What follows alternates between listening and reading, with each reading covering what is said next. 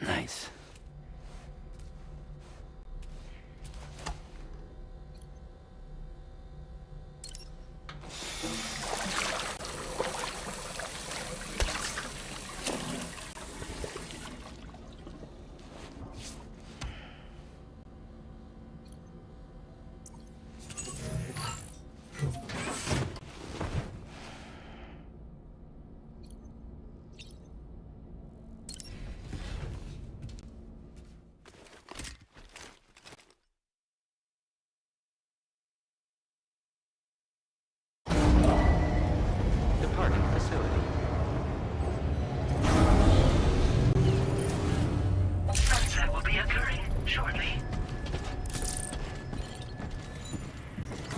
Feels good.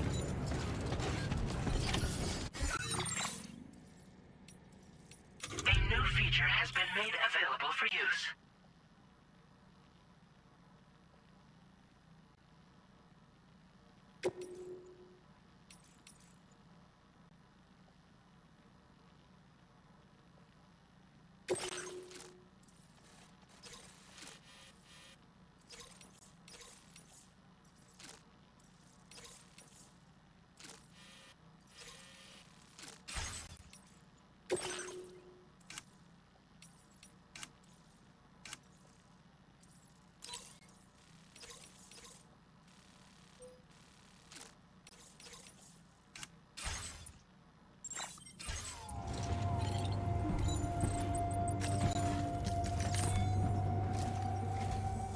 Sam, we've got a situation.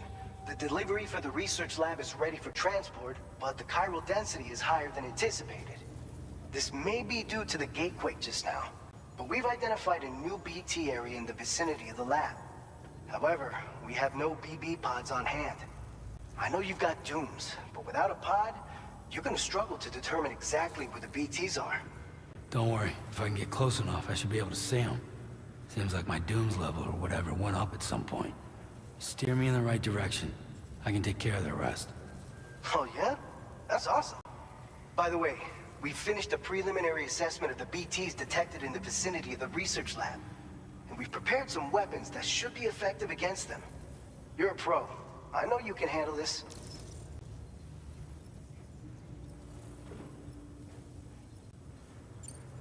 We've issued you a number of blood grenades. They use an active agent based on compounds derived from the blood and bodily fluids of Doom sufferers, making them highly effective against BTs. You can practice using them in VR training. If you'd like to try them out, just access the delivery terminal to get started. Your other weapons won't do any damage to BTs. Shoot them all you like. They won't die. Make sure you're well prepared.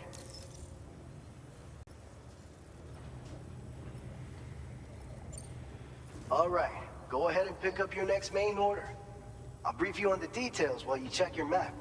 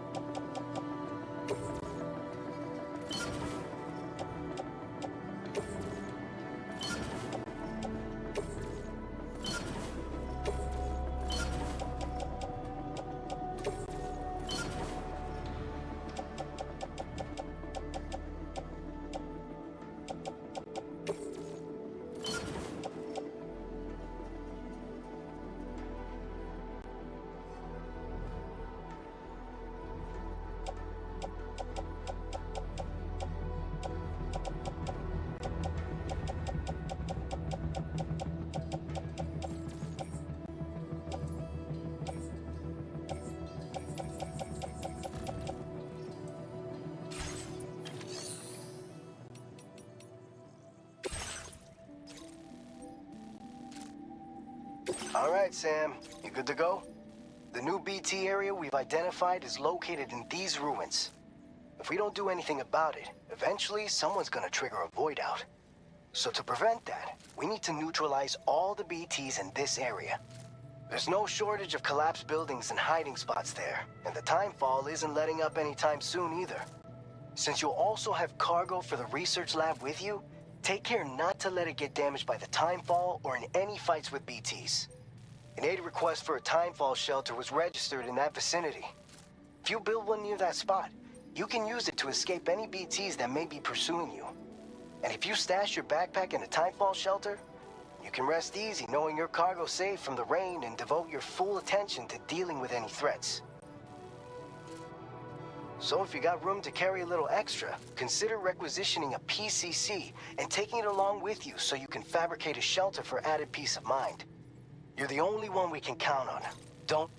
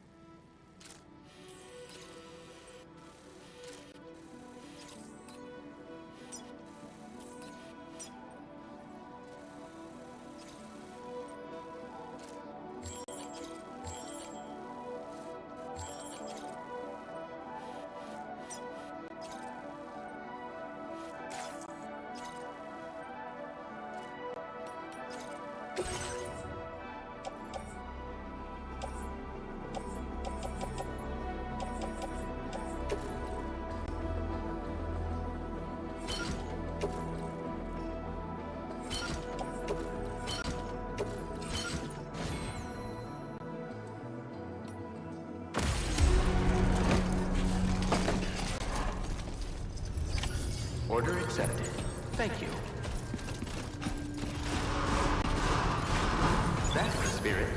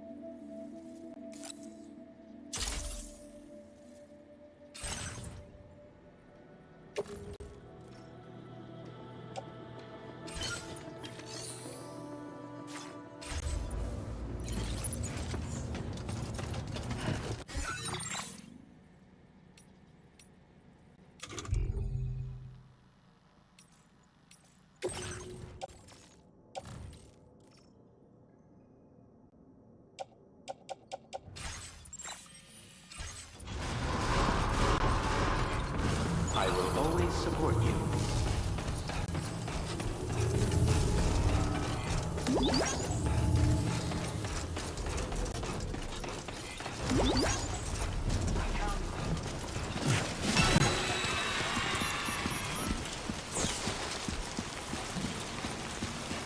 Hey there!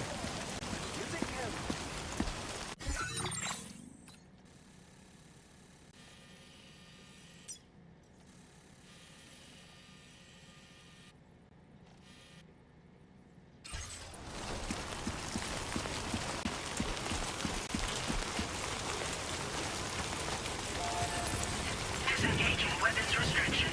Take care, Sam.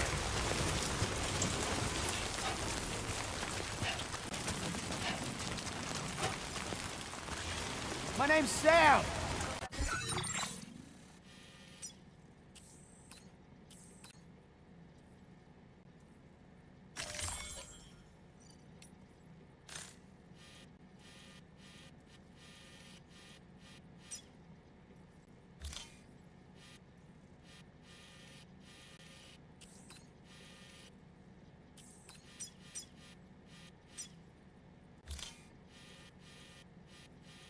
No way, stay here!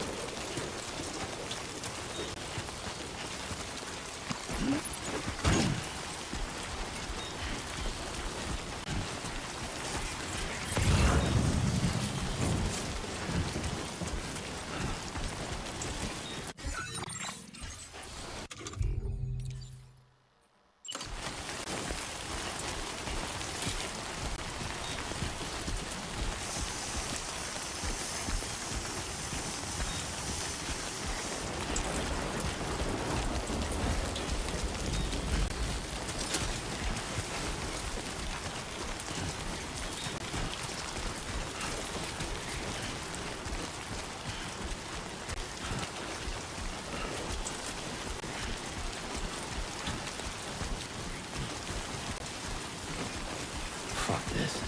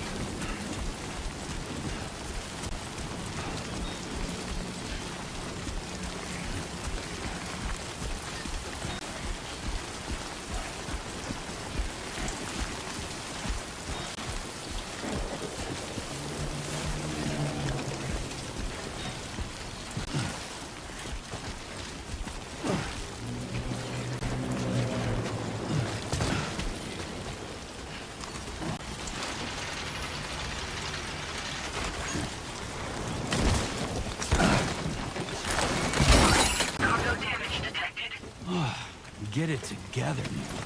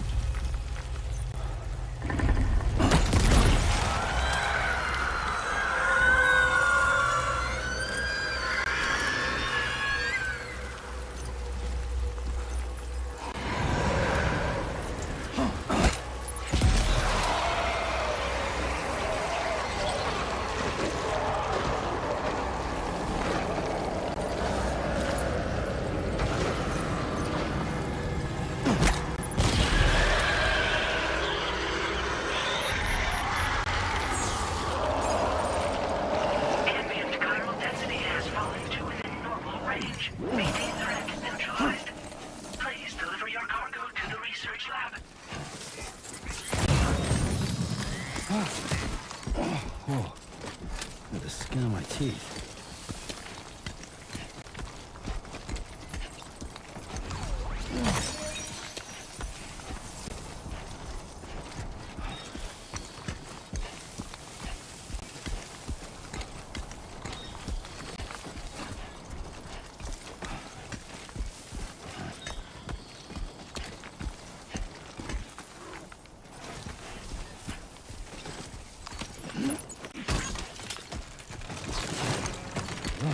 Nice.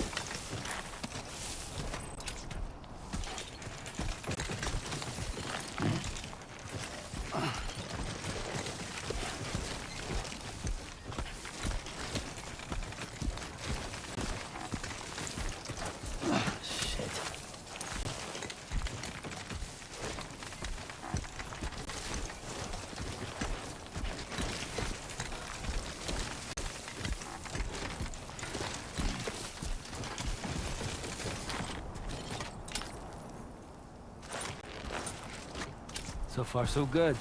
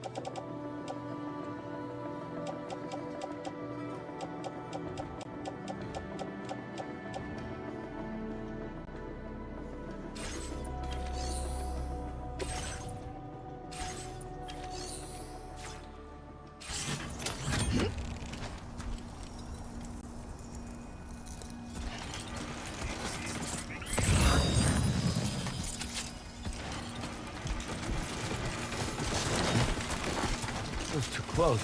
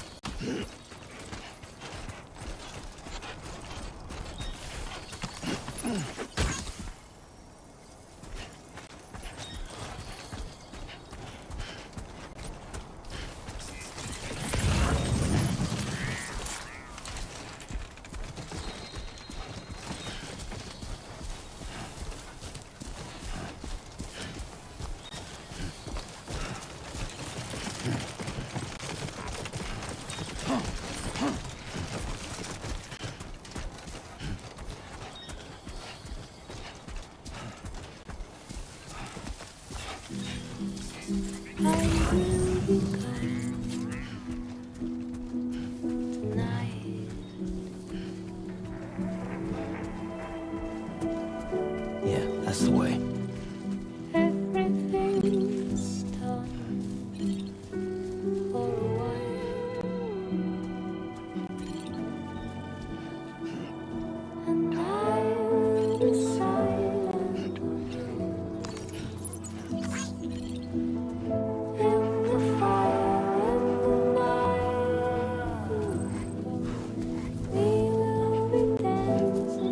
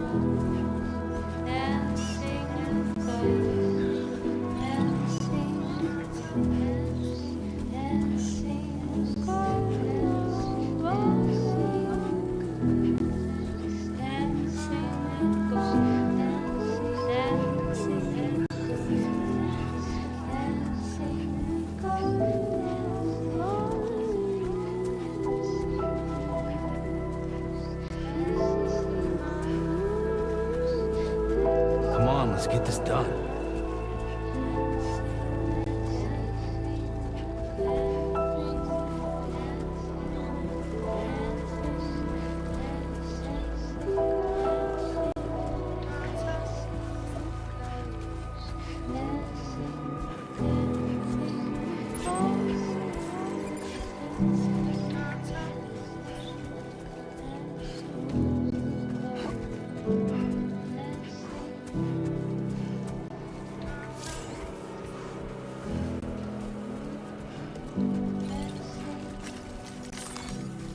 This ain't bad.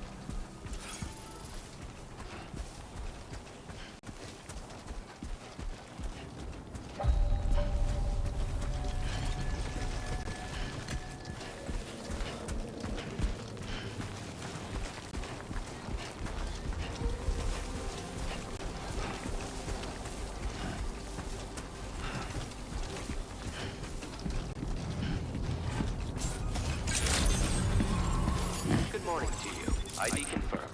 Welcome, Sam. Security measures lifted. Weapons detected.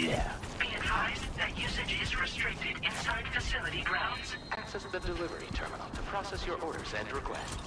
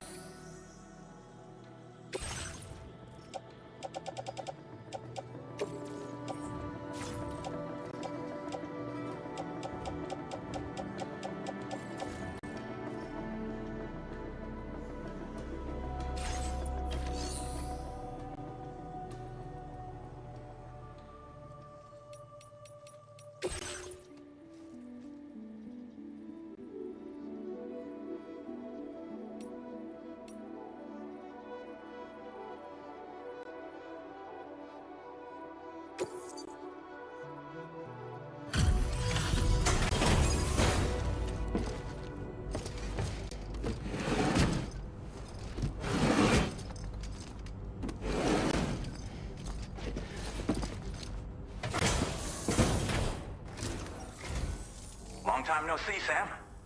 Though, having said that, I realize you probably don't recognize me like this. Anyway, why don't you let me take a look at your orders?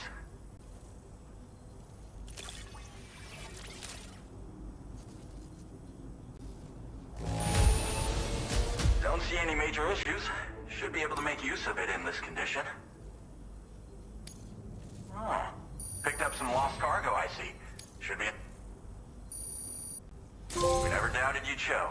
Reliable as ever. A man you can count on.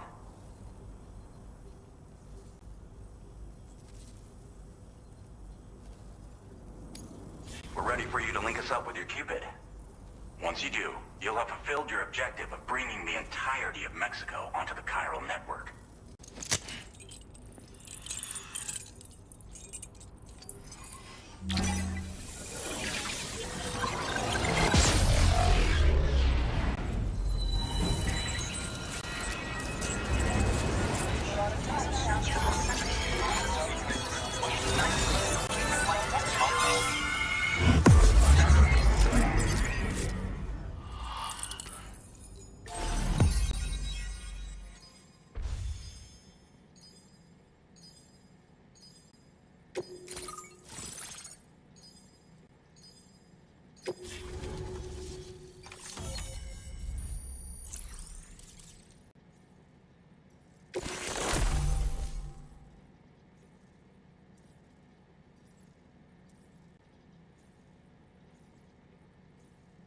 Now displaying your current porter grade.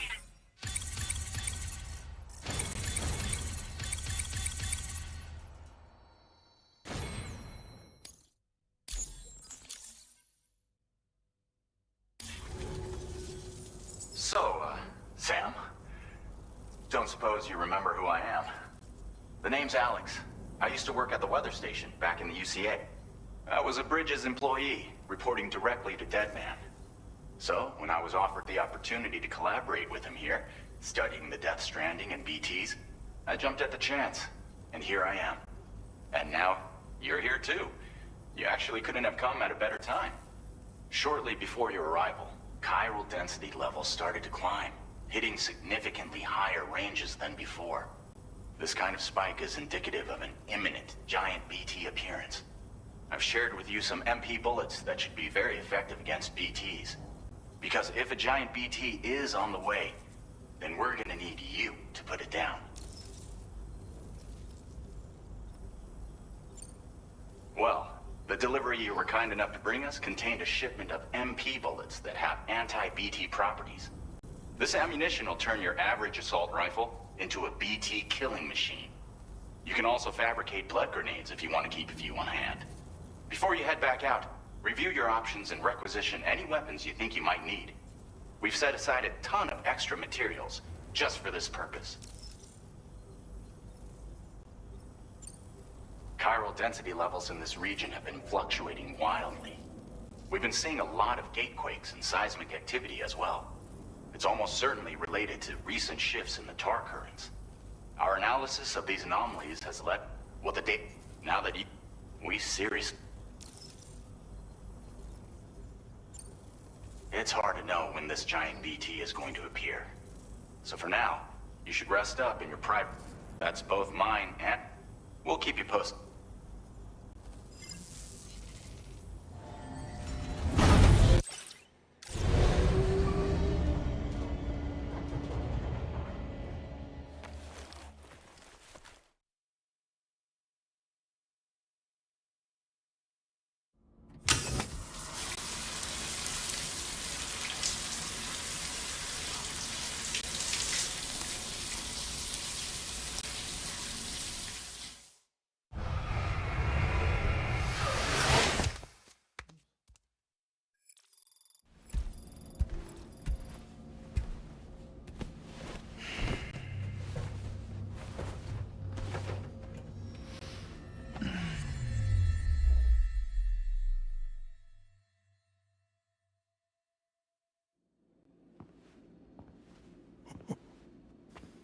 It's been too long, Sam.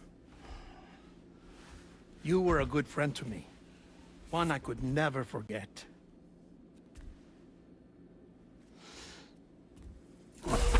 Which is why I took steps to ensure that this message would only play upon your arrival. The sensors were set to scan for your biometric data. A simple enough trick.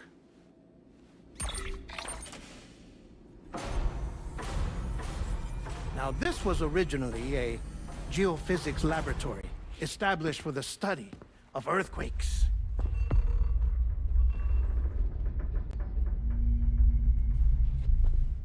And for that reason, it holds a wealth of documentation on gatequakes, tar currents, and placates.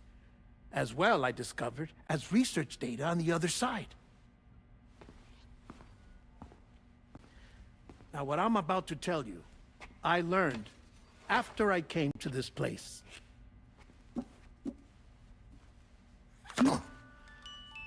Imagine that this is the lab. Though it's relatively close to the northern tip of South America, the continent is entirely cut off from us by a tar belt. And so we have no idea what's going on down there. Nor do we know the state of any continent other than our own. The researchers here were trying to establish contact with the rest of the world. They were well equipped to do so, as the facility had once been used to launch research satellites.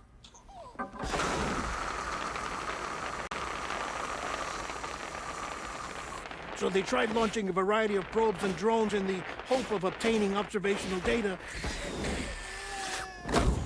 with no success. The Earth, you see, is shrouded in a thick layer of chiralium that renders electronics inoperable at altitude. So they tried sending ships across the ocean. Oh, yes. Oh, but that failed too. The high concentration of chiralium in open water proved too corrosive, invariably causing them to sink. But then the researchers found some rather rare birds on their doorsteps. Birds not native to the region. Nice birdie, nice birdie. And that, my friend, was just the beginning. Not far from the lab, they discovered a strange anomaly.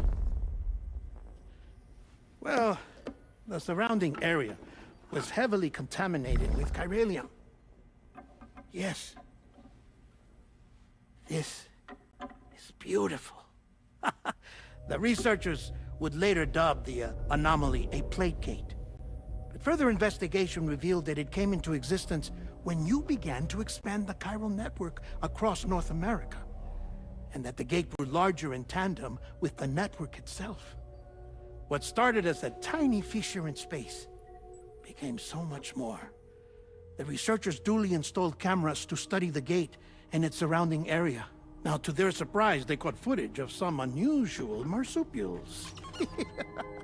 Yes, a kind you wouldn't expect to normally encounter in Central America, like the birds. But to confirm their suspicions, they sent an autonomous robot through the gate.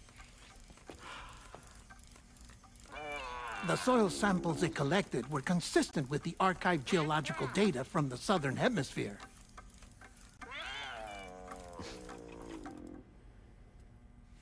Not long after, several men and women came through the gate. They spoke English, and they confirmed that they had indeed come from faraway Australia. We finally knew the world outside North and Central America had survived. Ours was not the last bastion of humanity, but Australia had suffered the death stranding too. Undeterred, the researchers began working closely with Bridges and conducted a series of tests, paving the way for an expedition to Australia that would lay the groundwork for chiral network expansion. After they had first installed surveillance equipment, that is, so that the gate could be monitored from the Mexican side, a necessity to this day as Australia is not yet connected to the chiral network. The UCA may not have dreams of conquest and control, but they aren't about to let just anyone use the gate. Indeed, that's one of the reasons they were so determined to connect Australia to the network in the first place. Well, I suppose that's all I have to say about the plate gate. There's something else that I need to tell you, though. Something far more important. Mind if I pause it here? I have to go take a shower. Gate quake detected. Sam, a gigantic BT just showed up outside. We're prepping weapons for you now. Access the terminal up top and take whatever you need. We're counting on you.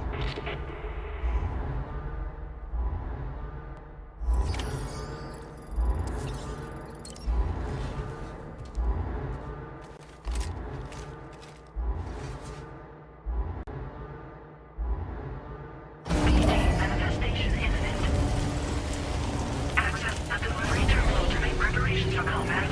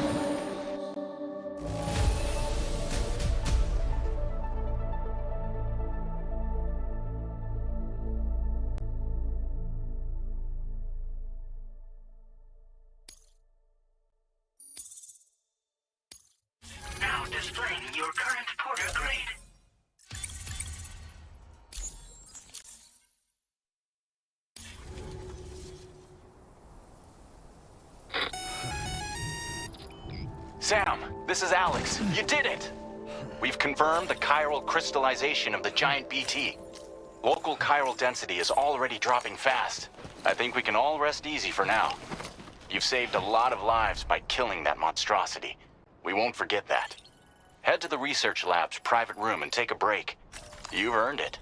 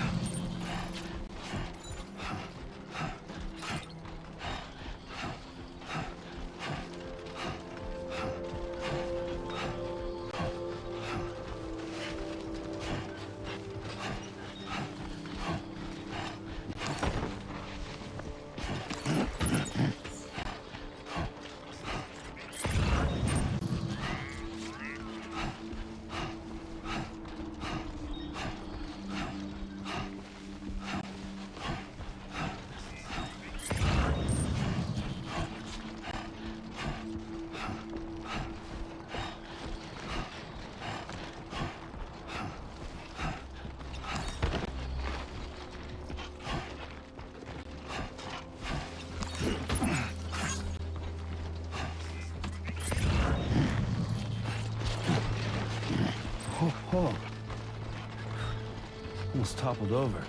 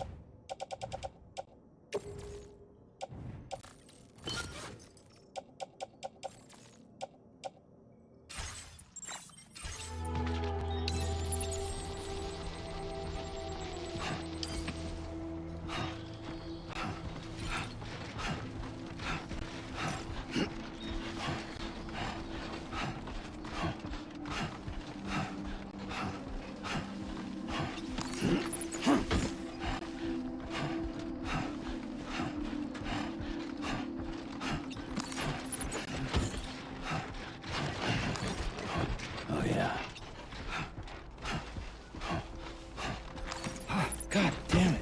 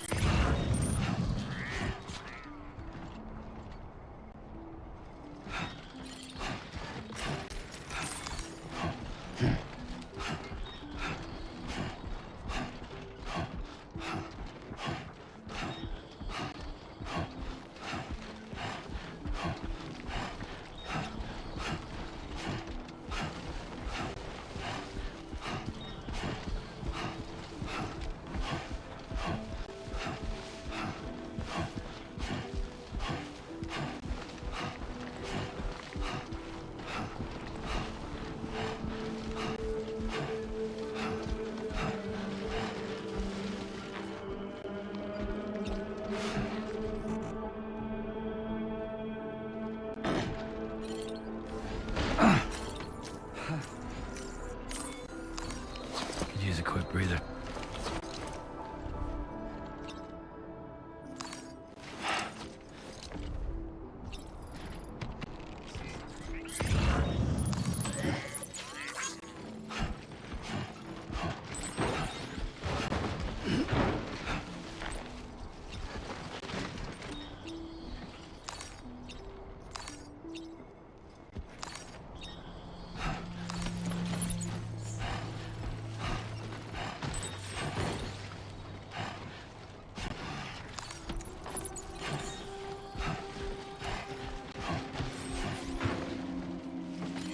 I need something to pick me up.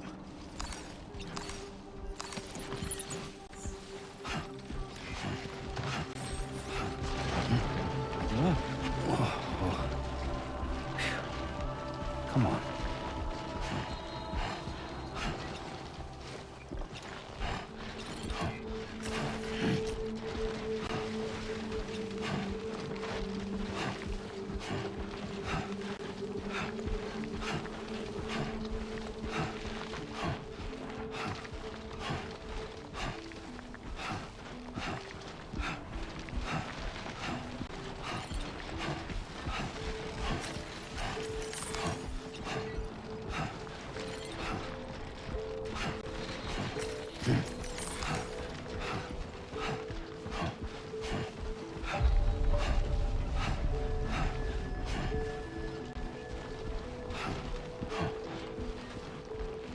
Oh, my head's spinning.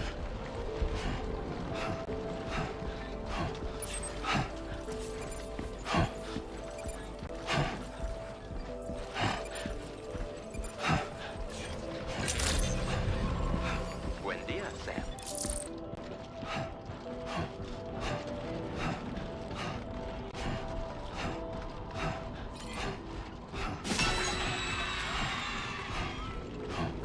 Thank you so much.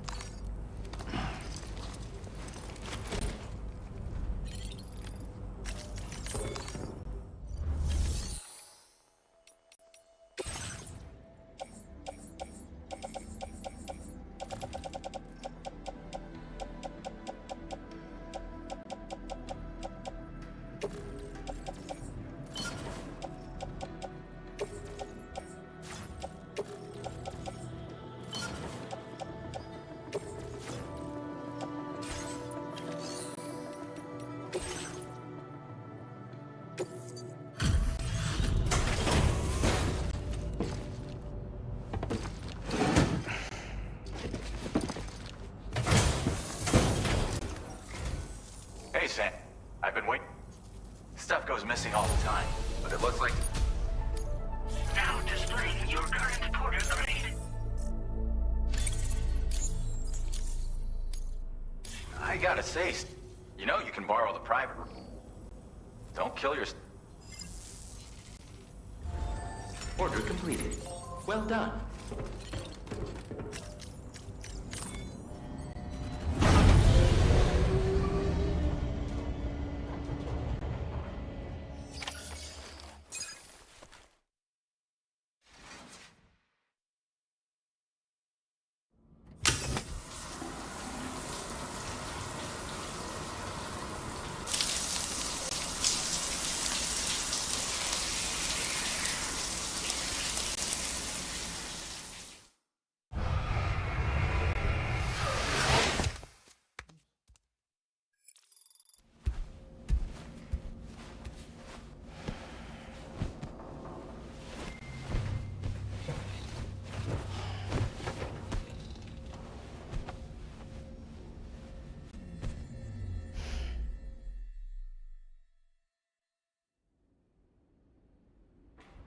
As I said before, there's something I need to tell you. It's about Lou.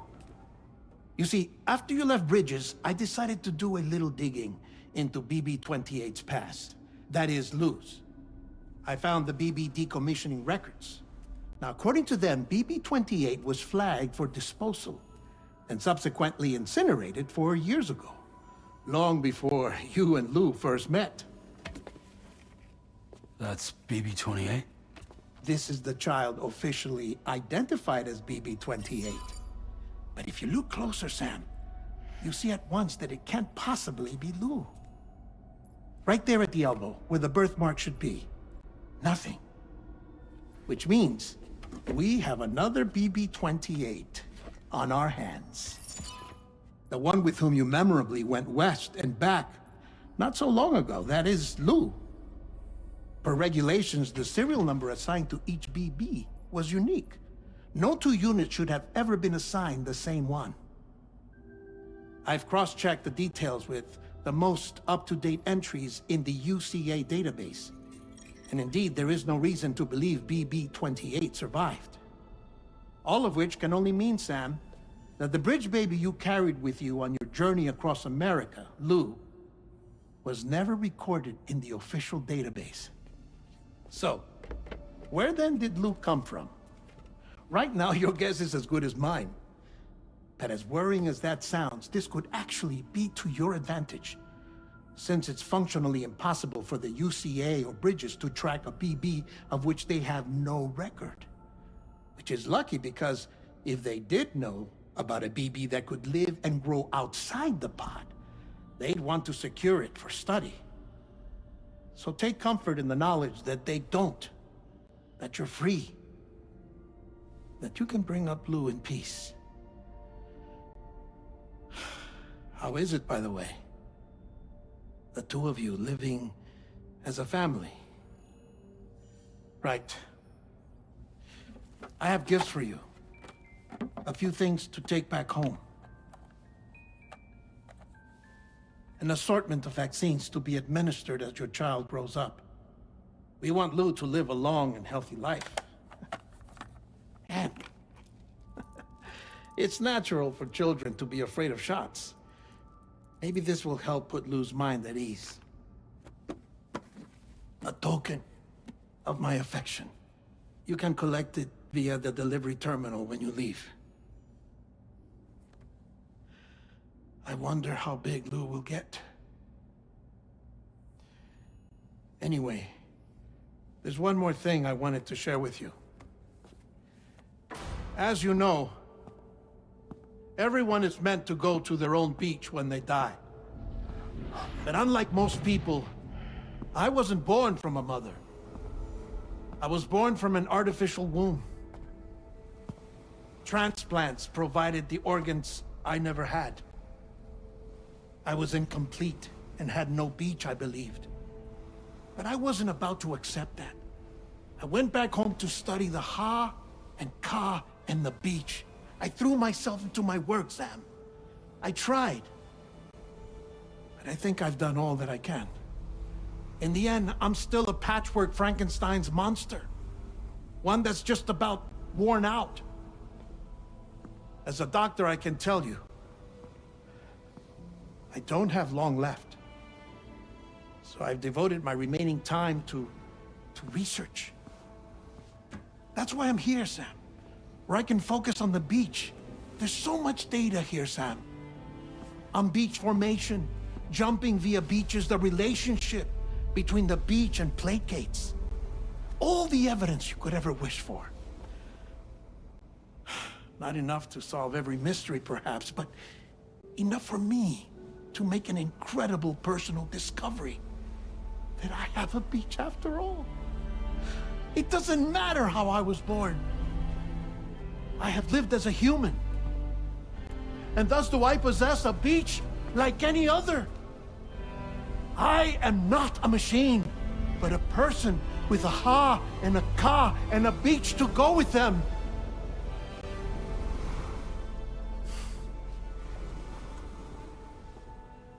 Lastly, I have a confession for you, along with a heartfelt apology.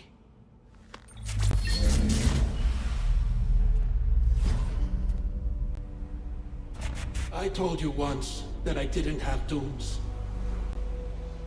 But that's not actually true. Not that I was lying, you understand. I just didn't know. It was only after I found my beach that I realized. Chiral allergic reaction. I can feel it getting closer. I'm off to the beach, Sam.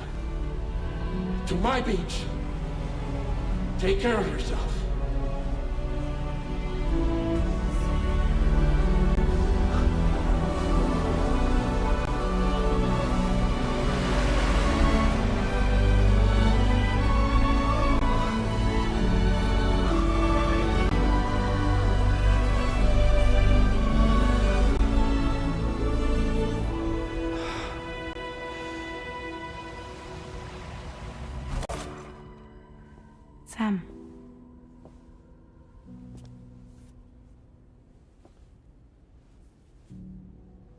Did you know about this? No. It's news to me, too. I'm sorry that that man is gone. But he would have been pleased that you managed to extend the UCA network all the way to his lab. Thank you, Sam.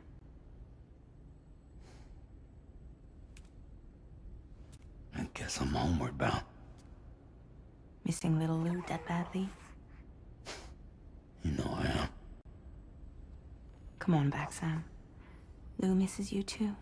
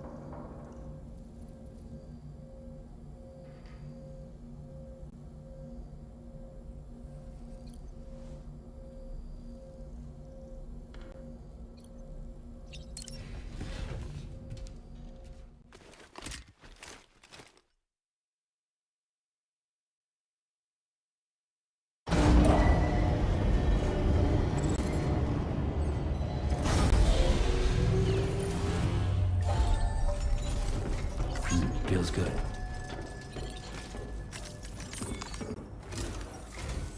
Hey, Sam. About that message Deadman left for you. I hope you understand that he wanted to tell you all that himself. He didn't want it to come from me or anyone else. Naturally, we respected his wishes. We'll also be carrying on his research in his stead. I'm sure you will, but please take care of that last order he left for you. On another note, you can now use your PCC to construct generators and bridges. Build them along your delivery routes, and you're sure to make a ton of other porters very happy. Trust me. Who knows? They might end up returning the favor someday, too. Also, you can now fabricate tri-cruisers, trikes with 2 front wheels. You'll be able to build, charge, or repair tri-cruisers at any facility with a garage. Like this one. It's a battery-powered vehicle, so if you run out of juice in the wild, you can always construct a generator to recharge it. Just be careful not to run out of battery when you're outside network coverage. You can only use your PCC to build generators or any other structures when you've got a network connection. So without coverage, you'll either have to ditch a dead tri-cruiser or wait forever and a day for the solar panels to recharge it. Once again, thank you for linking up all of Mexico, Sam. Be safe out there. And pay us a visit the next time you're close.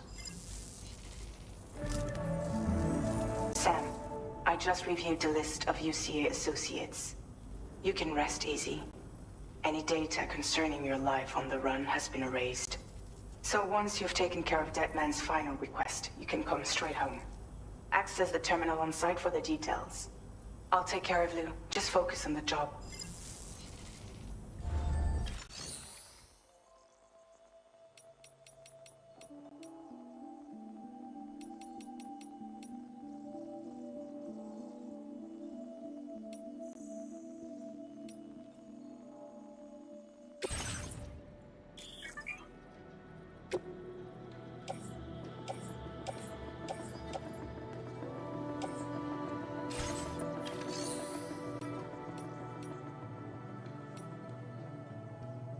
Tri-cruisers are now available for fabrication.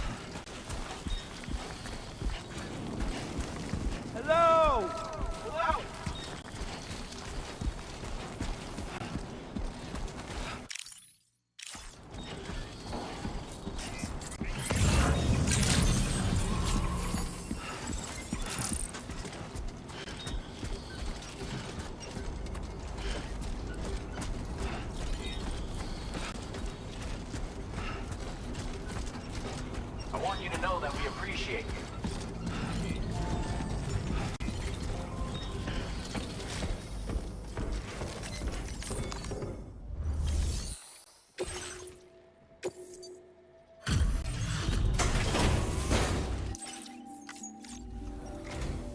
Hey, I've been waiting. Oh, picked up some lost cargo, I see. Should be a nice... Now displaying your current porter grade. Thanks again. Might have work for you later. Order completed. Well done.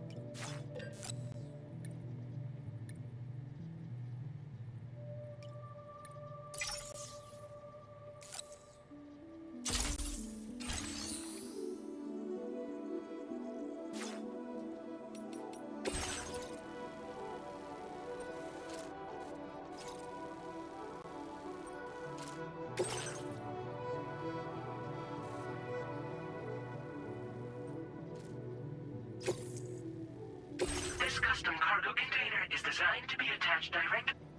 The words "for loop."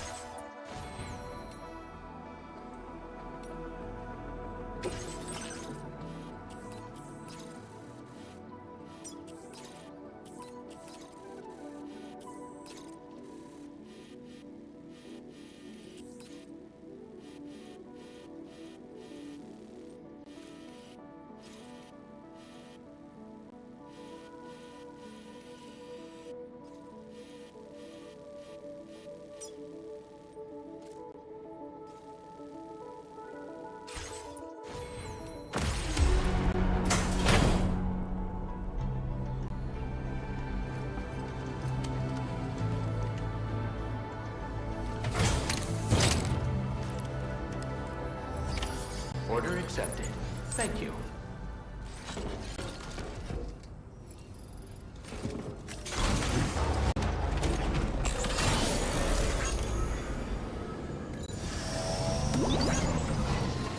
Take care of yourself.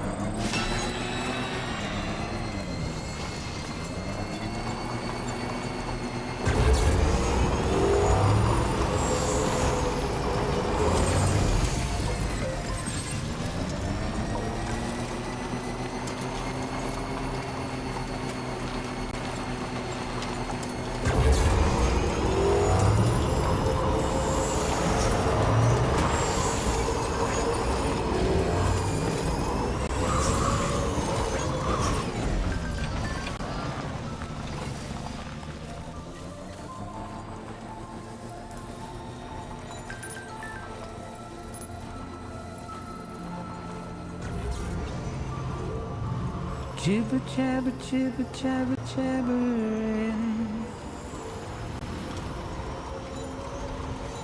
walking towards the light that guides you home.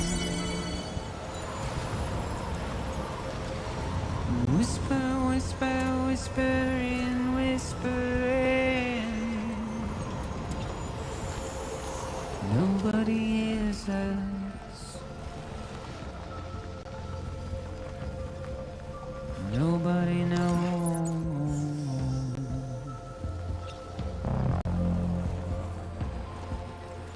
If they bothered to see from the cage to bay,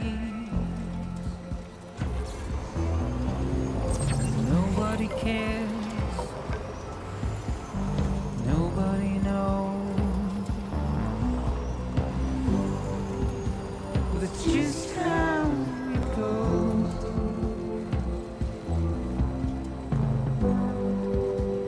It's just how it goes.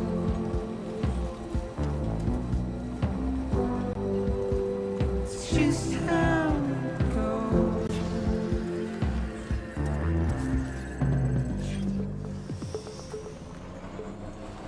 A waste of breath, a mindless stare. Simply stone.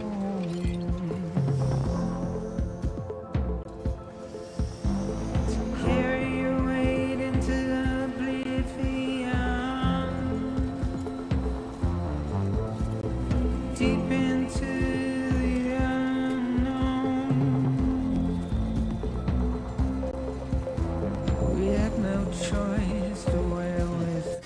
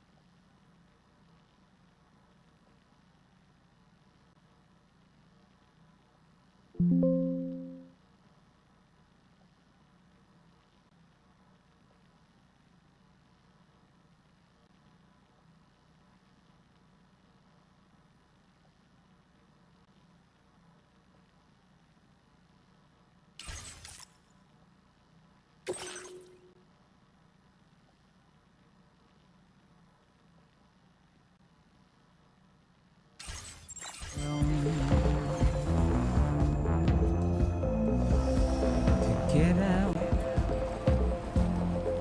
it's the desire. Now leaving chiral network Just to wind up alone.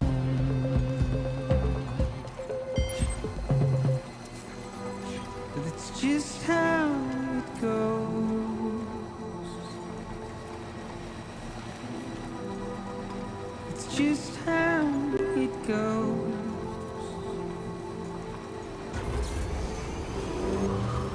It's just how it goes.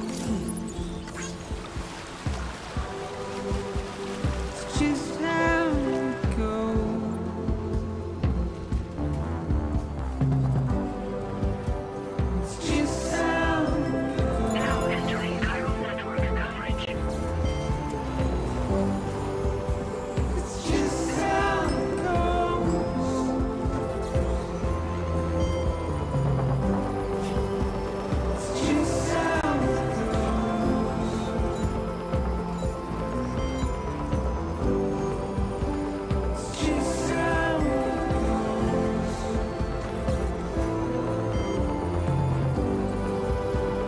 It's just how it goes.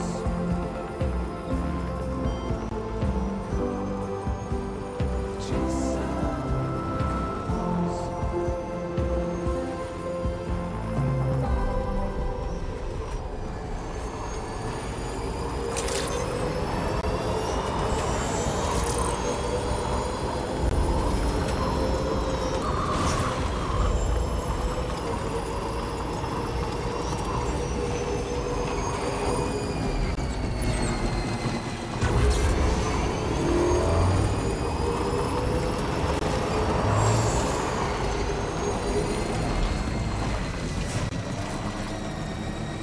I'm Sam!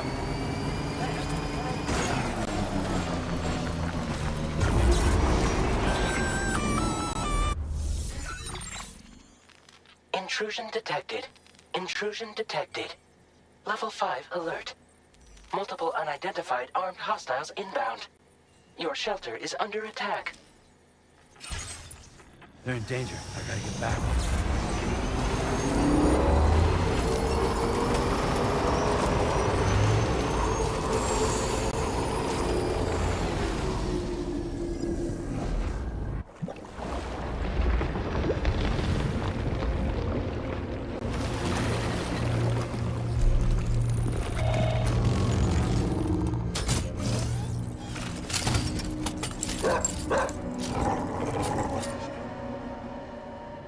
fuck are these guys?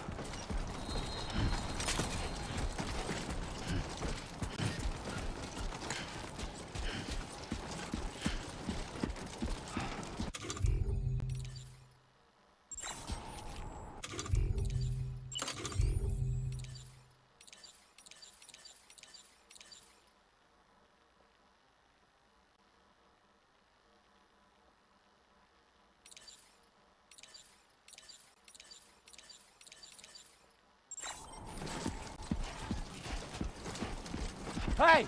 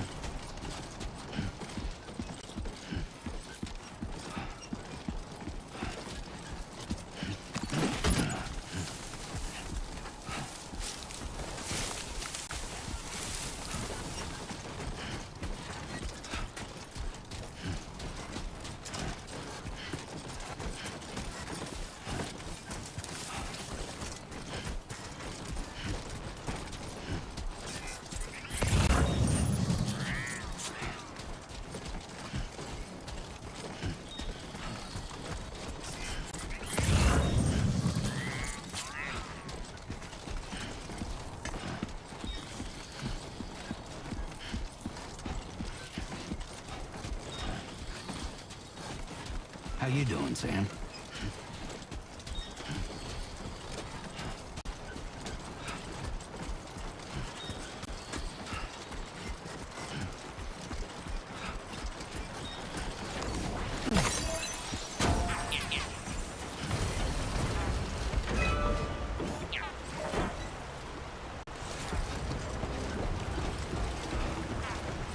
Somebody lend me a hand! Hey, I need help too!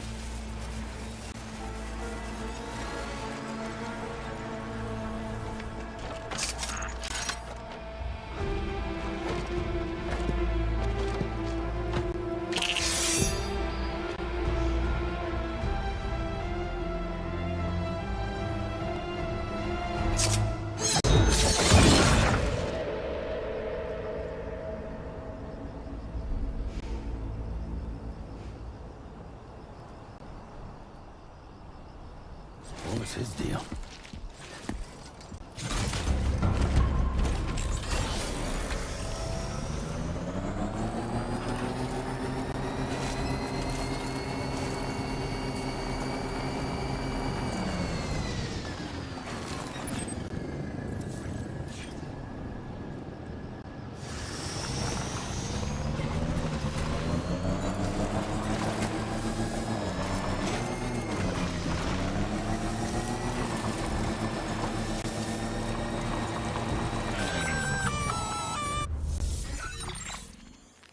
Gunfire detected at your shelter. Destruction of personal database confirmed.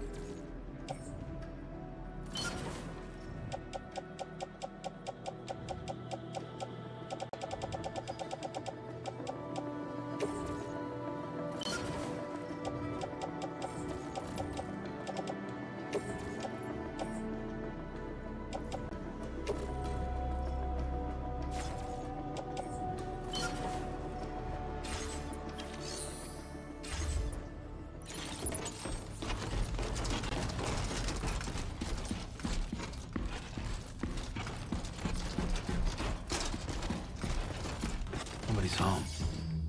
Maybe outside.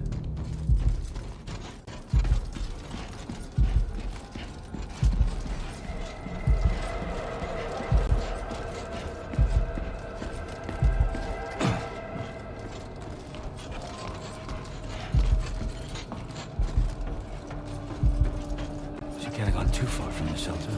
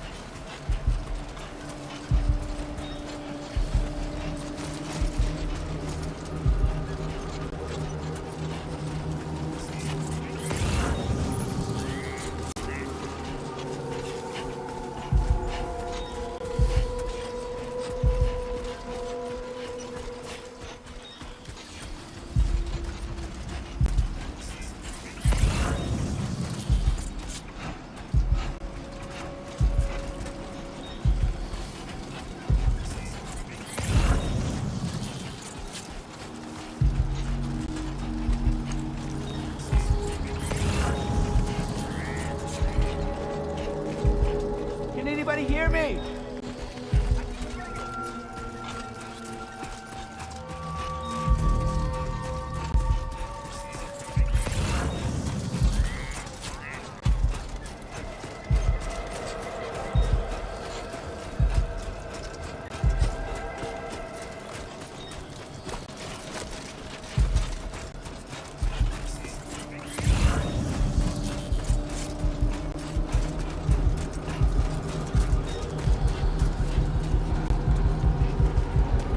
What the hell happened?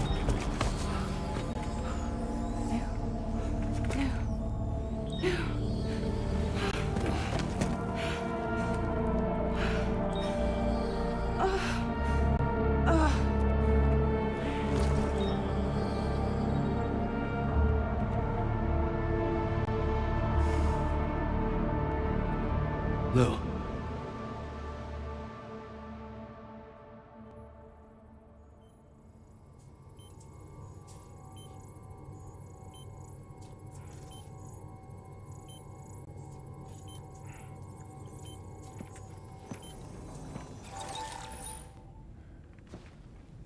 I patched you up the best I could. What happened to Lou? We were attacked.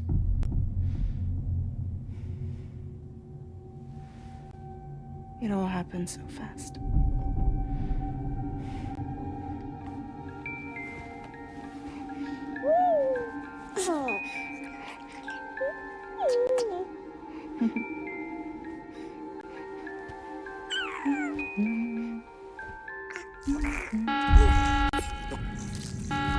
Intrusion detected.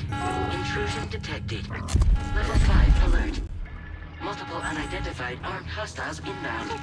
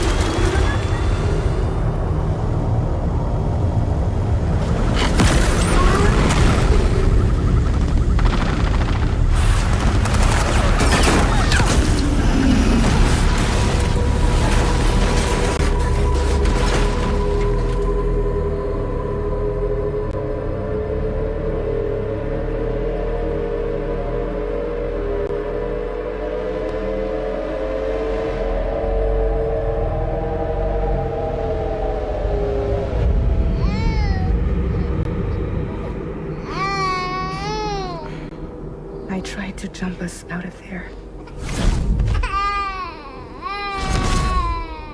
But I could only take my equipment with me. And I couldn't possibly think of Lou like that. There was no way for the two of us to escape together.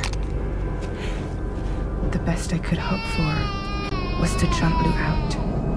Just Lou.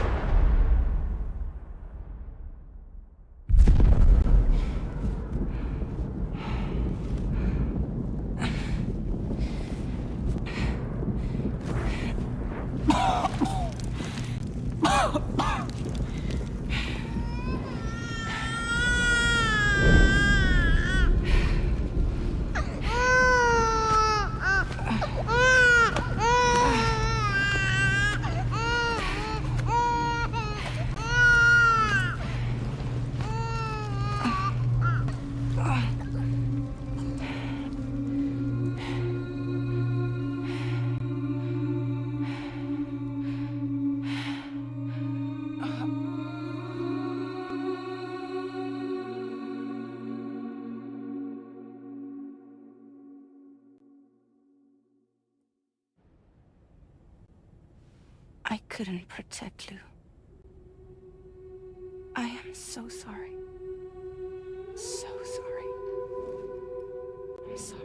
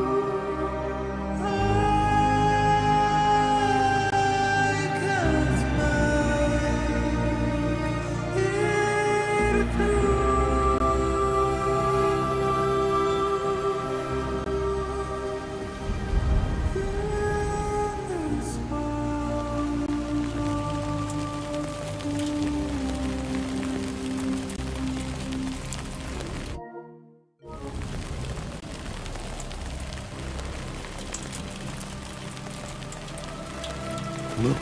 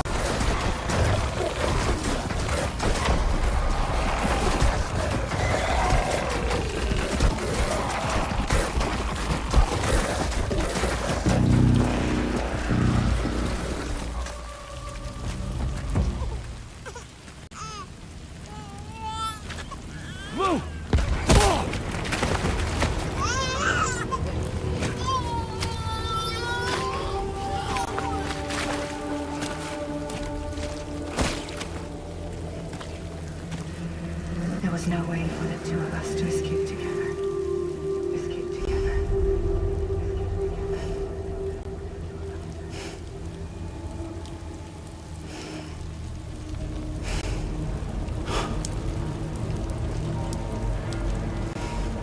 The best I could hope for was to jump Lou out. Just Lou.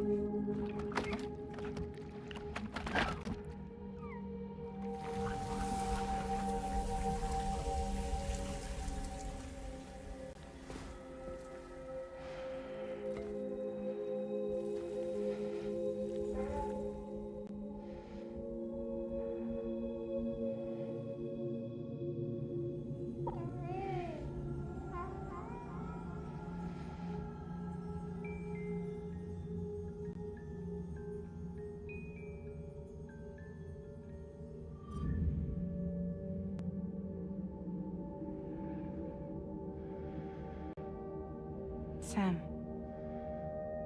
I know there's nothing I can do to make it right. I know.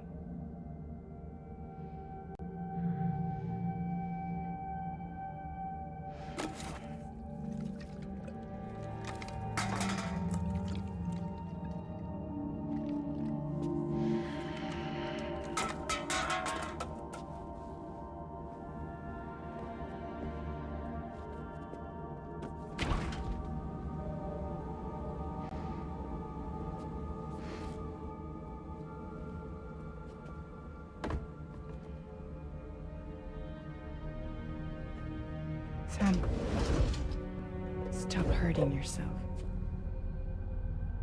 Please.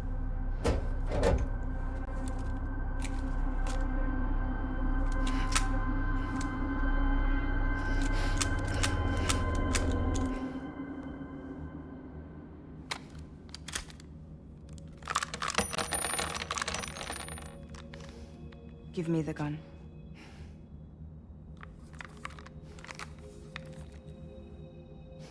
There is nothing left for you here. Nothing but sadness and regret. You can't go on like this. Come take a walk with me.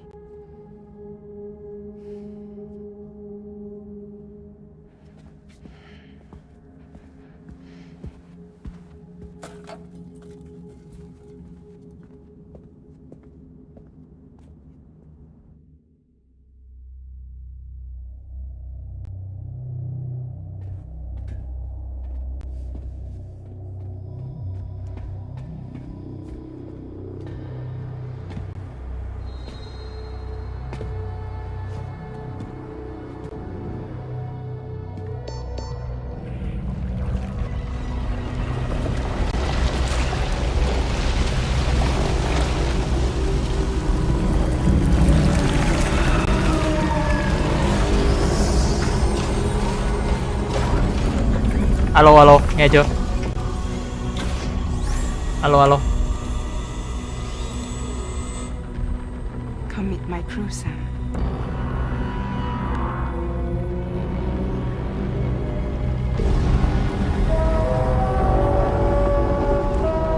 Nghe rồi hả? Chết cha, nãy giờ cái gì á? It's time for you to hit the road and start a new journey. Nãy giờ cái mic nó tự bắt sang cái tay cầm của tay cầm PS5 mà không để ý chơi. Ồ vãi, episode 2 là có đúng một đoạn ngắn thôi.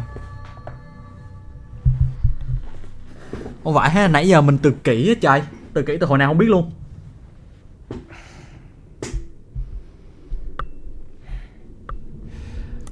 Vãi.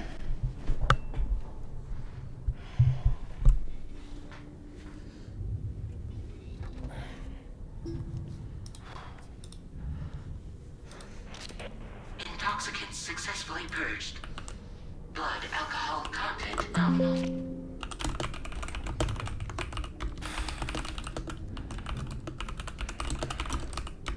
Well, it looks like someone needed a nap. Hope you like your new private room. Feel free to make yourself at home. Wait, hold up. Where's the pod? Where's Lou? Settle down, Sam. Lose with me. You'll see us soon enough. Em không chắc anh ngồi nói chuyện với ma luôn. Thiệt luôn á, chắc nãy giờ mình mọi người cũng tưởng là khinh thường viewer. Thề luôn.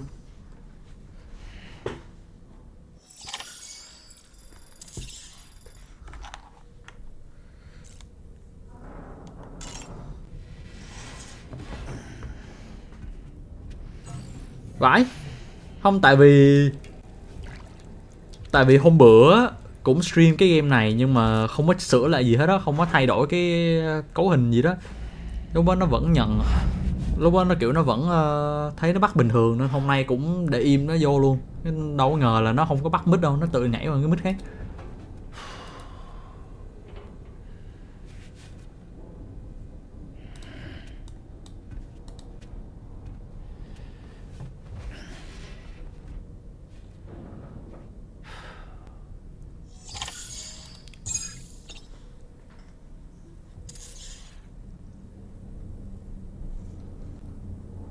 nhân vật chính game này trong phim The Walking Dead nè. Đúng rồi.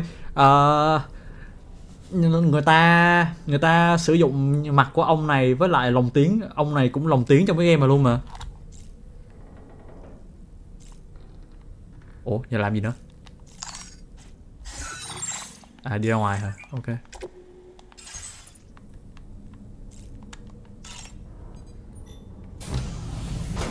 Welcome to Drawbridge, Sam. And to the DHV Magellan, our mobile base of operations. Come on, I'll help you get your bearings. This is the ship's armory. Here you can check your weapons and put them through their paces. These rooms over here belong to other members of the crew. They're pretty much the same as yours. And the shower's down at the end. This is one hell of a ship you got here. Courtesy of the UCA, I'm guessing. Nếu mà đã chơi qua sao bài bân thì cũng biết là Keanu Reeves, cái ông đóng John Wick, ông cũng làm lồng tiếng với lại cáp mặt nhân vật trong đó luôn.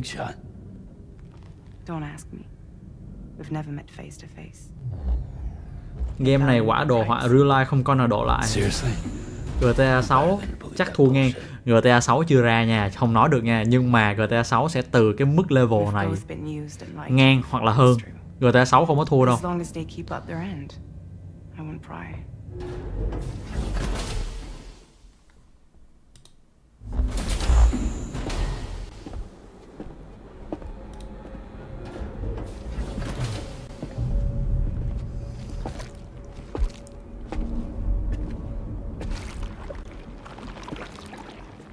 This is the headquarters of our humble operation, the bridge of the DHV Magellan.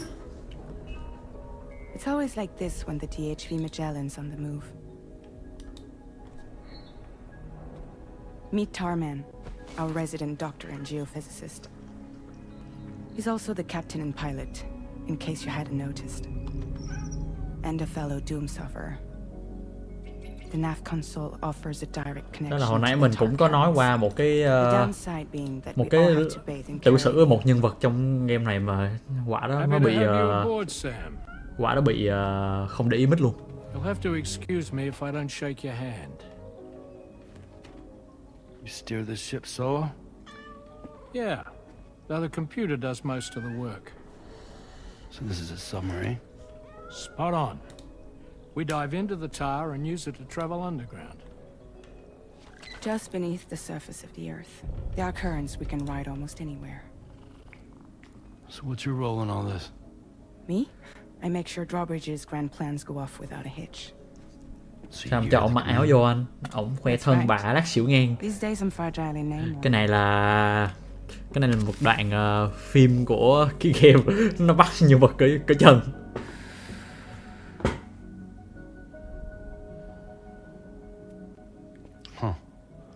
So where are we headed? At the moment we're bound for the Plate Gate in Mexico. Chà, thế là nãy giờ mình nói về tựa game bao nhiêu là nó bị bài trôi hết rồi. Nên nói lại em ta, hay là khỏi. The problem is not everybody wants to be part of the UCA. That's not the plan, Sam. The UCA isn't looking to expand its borders.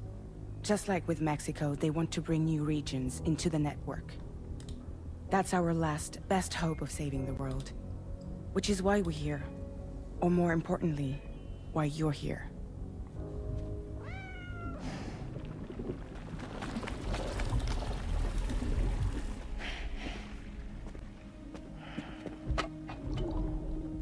Well? So Lou is the child's name.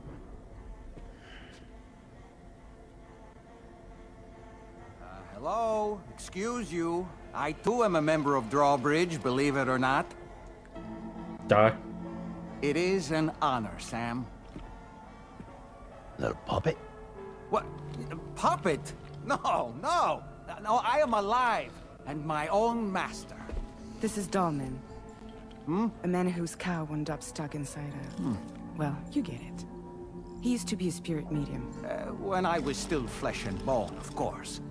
Regrettably, my transformation cost me my talents. Trời ơi. Sam, that pod is empty.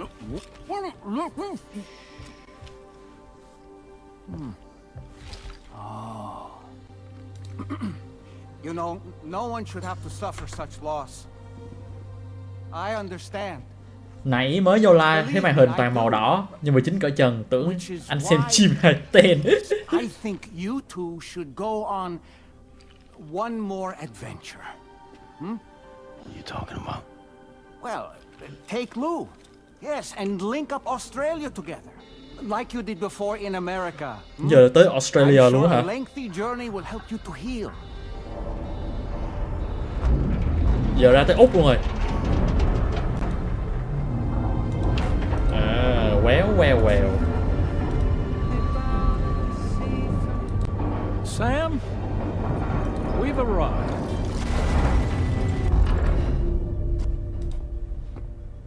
In case you're wondering, my hand is traveling through the tar currents, which is lucky because that's what allows me to keep this ship on course. Mình sẽ nói lại về tựa game khi mà xong cái đoạn cutscene này nha mọi người. Cutscene này dài quá nhưng mà có mấy hồi xưa mình chơi game mình skip á, mình skip xong rồi tí nó thành cái gì đó mình không biết luôn. DHV Magellan can travel to and surface anywhere, provided it's within network coverage.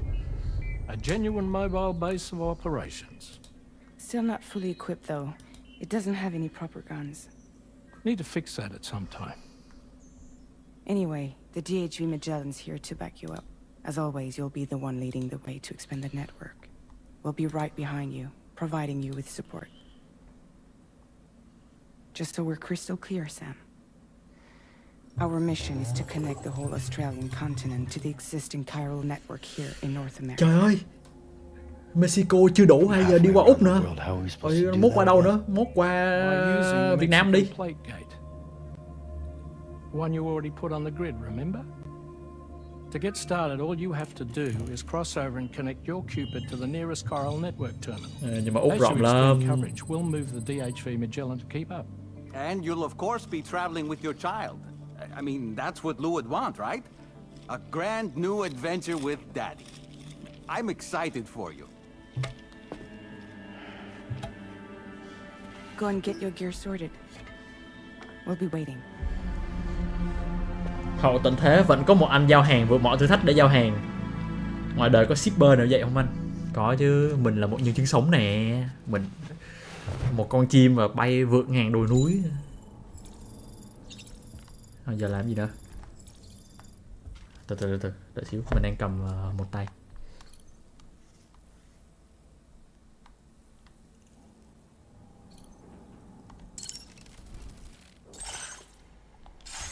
Ok, có vẻ chỉ kiểm tra lui thôi.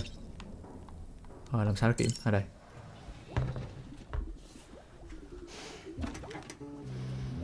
You ready for another trip with Daddy? Okay, kiddo, let's go. Là cái con bé này á, cái đứa bé này á, nó chết rồi, nhưng mà tại vì nó là một thực thể nên nó có thể tự tái sinh lại được.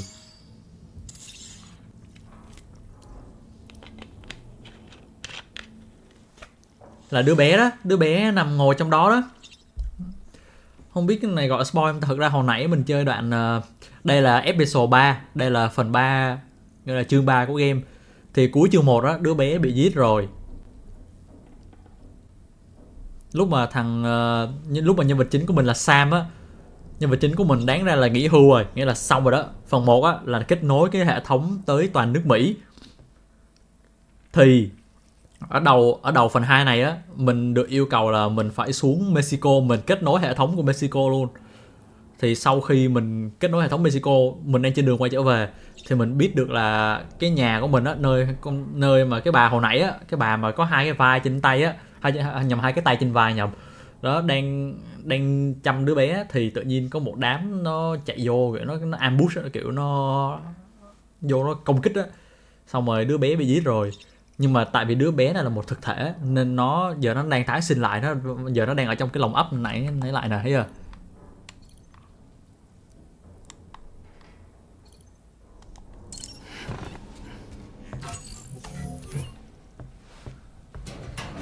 Thì bây giờ cái nhiệm vụ của mình bây giờ là chương 3 của game nè, là mình sẽ kết nối hệ thống này tới toàn nước Úc.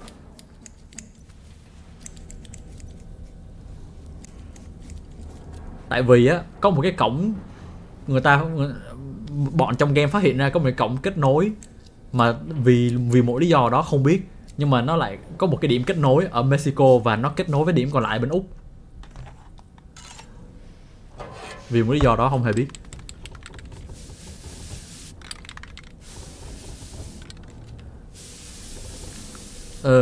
Mở mà đắt thế trời. Cái gì nữa ta? Có một ông tiến sĩ là người bạn rất là thân ở phần 1. Nãy ổng cũng chết ở phần 2 luôn rồi. Nói chung là vừa vào là nó cho mấy nhân vật ở dàn cũ ra đi hết 2-3 người luôn. Tính cả đứa bé.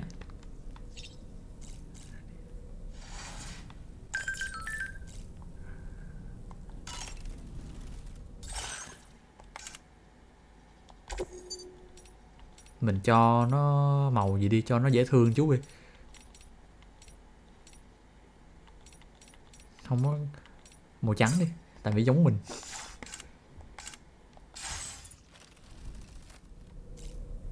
Ok. Rồi, bây giờ ra ngoài thôi.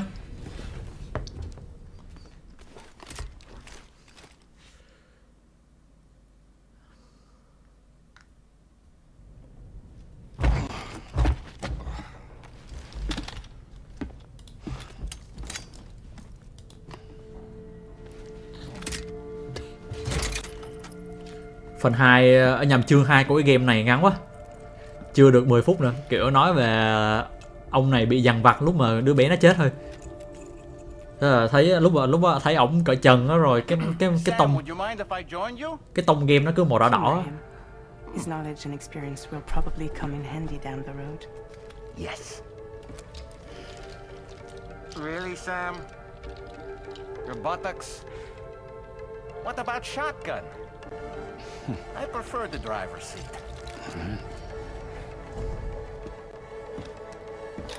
Rồi chết mẹ, có con thằng nó nhiều vô cái độ hình này thấy chán rồi đó. Chúng mày gáy hết đường đi rồi nè.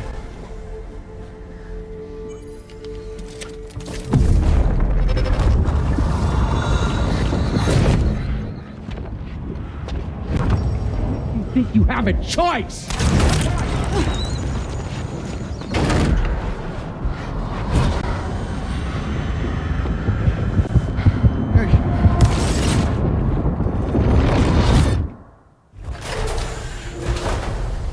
Was that just now? You saw it too, huh? Let's just say it's nothing new. I always got these flashes when I hooked up the pod. Ah, the bleed-through effect, wherein the BB's memories are conflated with one's own. I'm sure someone explained it to you before. Though this is a little different, of course. I really gotta deal with this shit again. Đoàn phim làm y chang những phim đẹp thật. Khi mà mình ra ngoài bạn sẽ thấy khi mà mình ra ngoài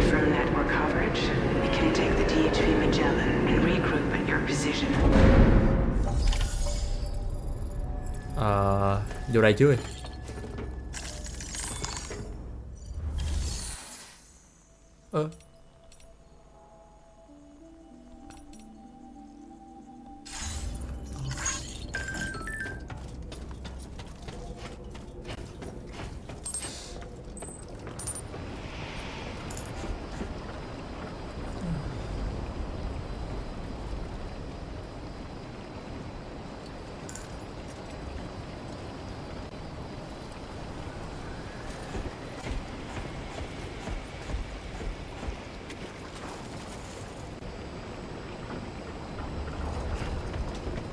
Đi qua cái núi toàn nhện chưa? Đi rồi, cái đó là đầu game á. Đó mà mình lúc mà mình lái xe cơ, mình cán chết mấy nhện luôn.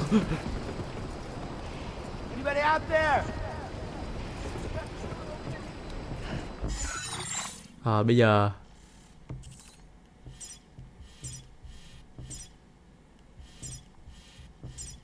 bây giờ đi đâu nữa?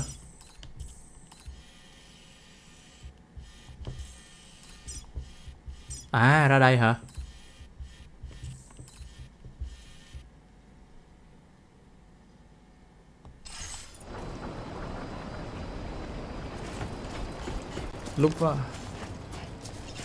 Có anh đi bộ mới đã. Trời ơi, tự nhiên bắt tôi đi bộ. Trời, tôi có xe thì tôi xài xe chứ. Đây vẫn là Mexico nha, đây chưa phải nước Úc nha. Nãy tôi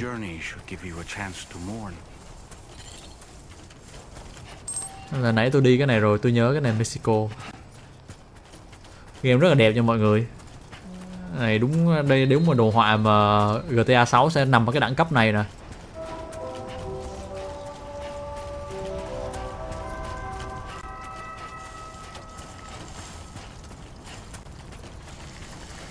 GTA 6 mà cái đồ họa không được như vậy thì là thôi luôn á. Không biết nói gì luôn.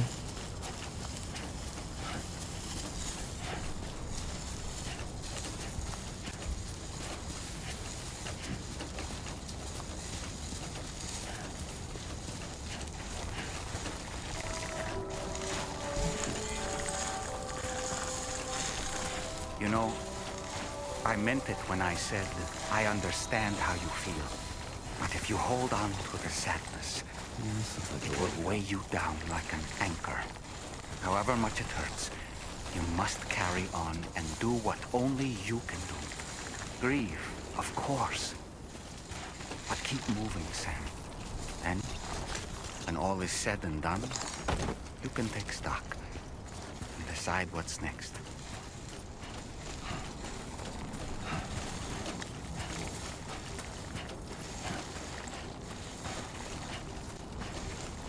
Trình đạp rớt CPU, trời ơi là trời.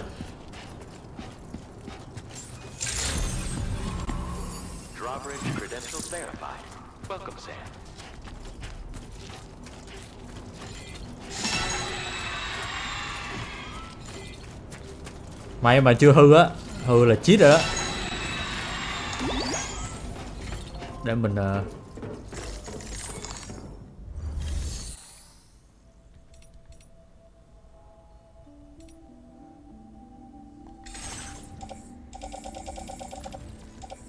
mình mất hết đồ luôn hả? Thế là blocker thì không nói đi, nhưng mà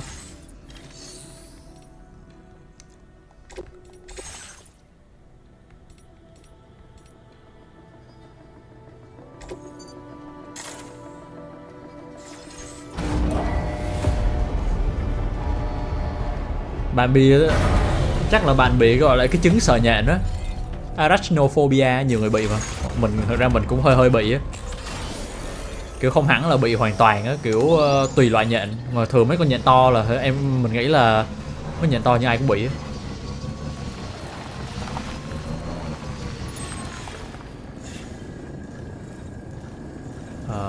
Ở đâu nhỉ?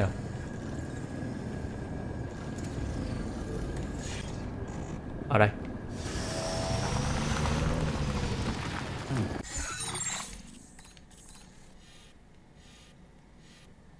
Có đường nào lên không? Có nè, nhưng mà phải đi xuống thôi.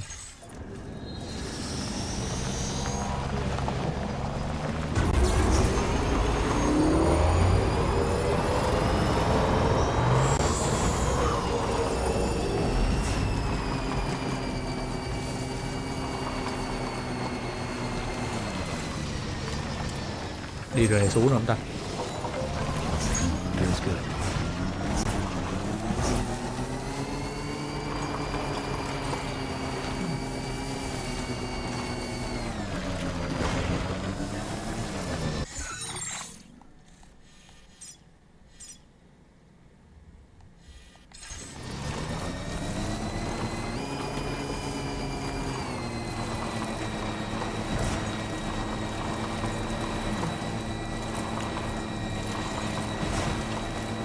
Mấy con nhện nhỏ không sợ, mấy con nhện bự đập cái dép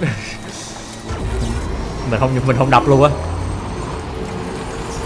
Ở đây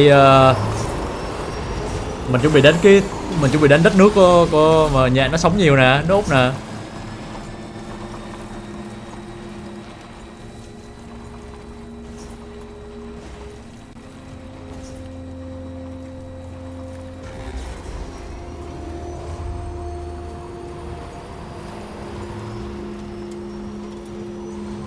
Mình dám đập là hay rồi. Mình là thôi mình cứ để đó luôn chứ. Đó hả? Chỗ này hả?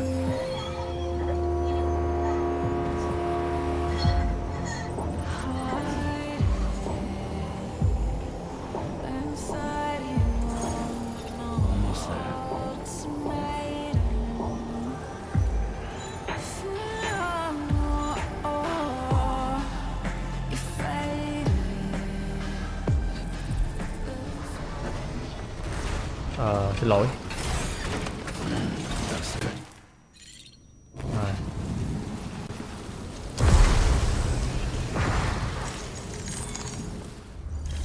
Nào anh chạy xe nhưng vẫn tránh gặp nó đi anh. Em không chơi vẫn sợ.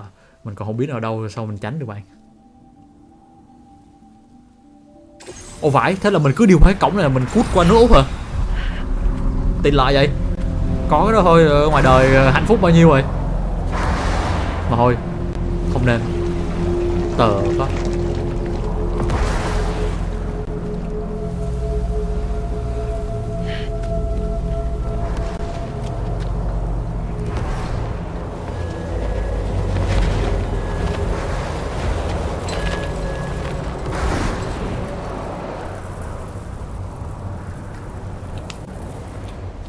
Deal with them. I've never seen them before. They almost look like they're on a pilgrimage. They can just waltz right through the gate like that? It would seem so.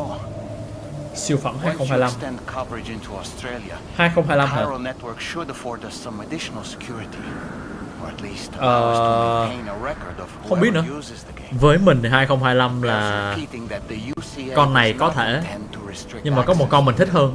They only want to ensure safe passage for everyone traveling between the continents.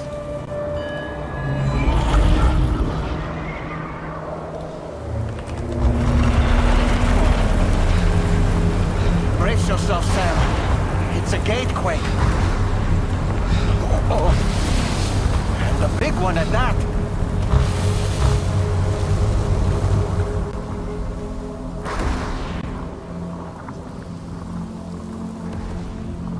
Em có giả thuyết tại sao G sang né con này là không có đâu. Mình nghĩ là game nó chưa xong, chưa hoàn thiện hoàn toàn thôi. Chứ còn nó GTA 6 thì đâu có ngại con này đâu.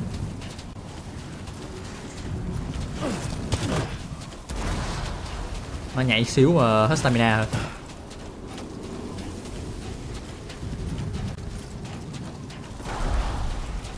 Ô khoan. Qua đấy đúng không? Ok. Không có bom thì chà luôn.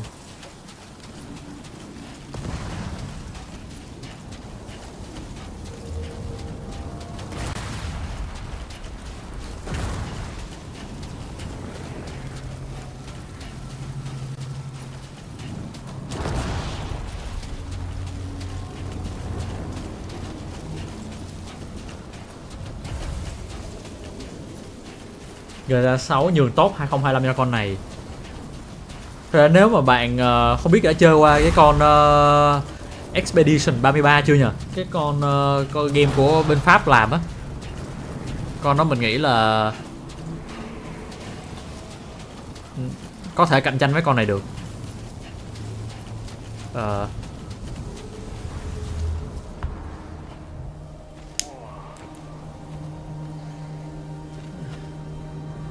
What the fuck? À gương. À đâu? Cái túi khác mà.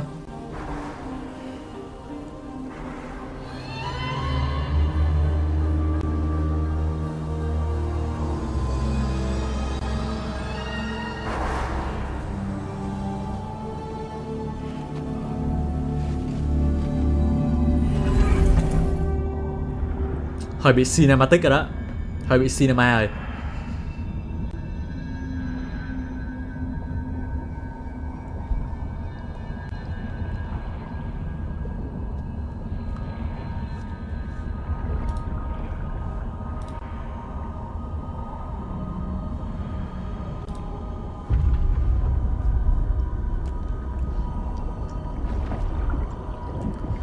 Nhưng mà nha, hiện giờ cái story của cái con phần 2 này á, mình nghĩ là có một điểm cộng rất là cao rồi. Mình đánh giá cao story của Stranding lúc nào mà cả từ phần 1 tới giờ.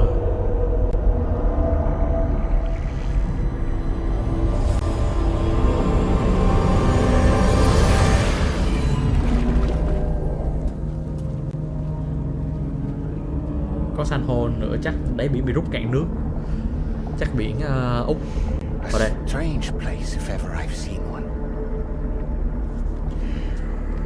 Ủa cái gì vậy?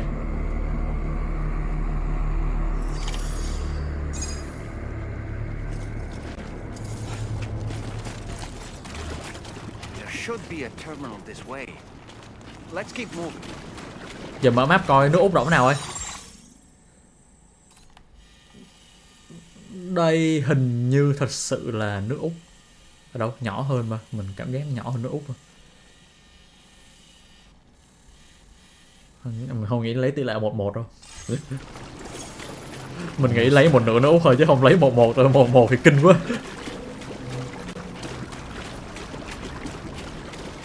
Mình tưởng tượng nó bắt đi từ bên này qua bên kia nước Úc ấy. Ý là quên quá. Hơi nổi da gà rồi đó anh.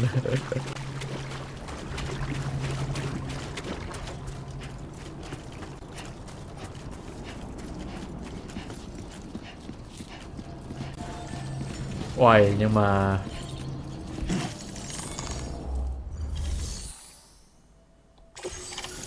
ok, bây giờ kết nối cái này đến hệ thống thôi.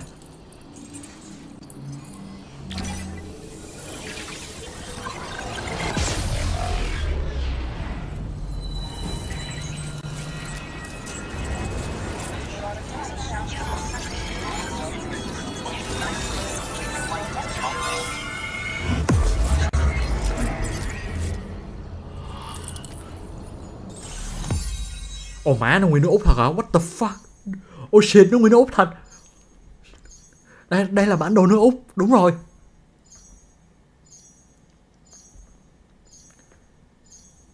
Con của men tên gì em quên rồi. Lu, L-O-U, Lu. Biết Lu Hoàng không? Nó giỡn.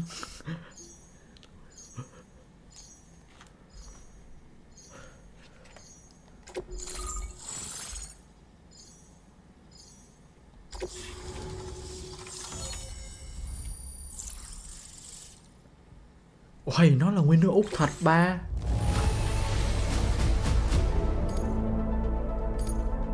Một like.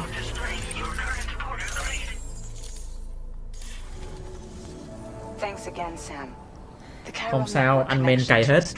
Ảnh mà đi hết cái này xong là anh xứng đáng được rồi về hưu luôn á. Đừng có bắt ra phần 3 nữa.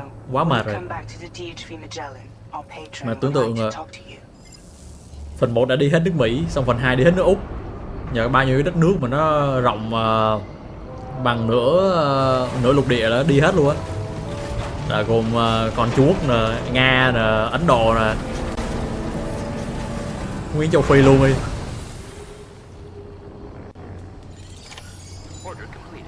Rồi, phần 4 đi hết Trung Quốc, phần 5 đi hết nguyên Ấn Độ luôn, đẹp luôn rồi đó. Là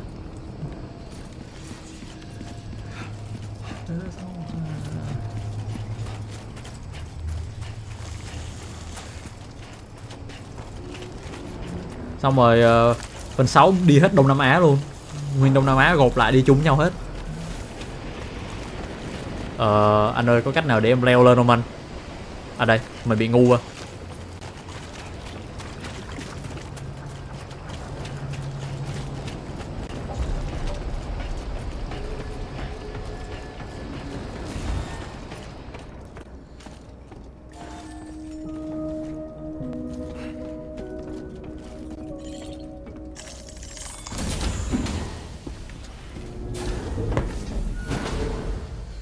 Hết trái đất thành game of the story luôn.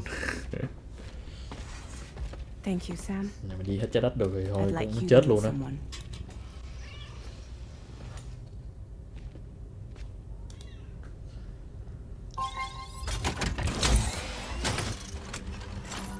Gì đây? Hello, Sam. My name is Charlie. Nhìn buồn cười vãi. Drawbridge's patron. Hear me out, Sam. I want you to help us bring Australia into the network.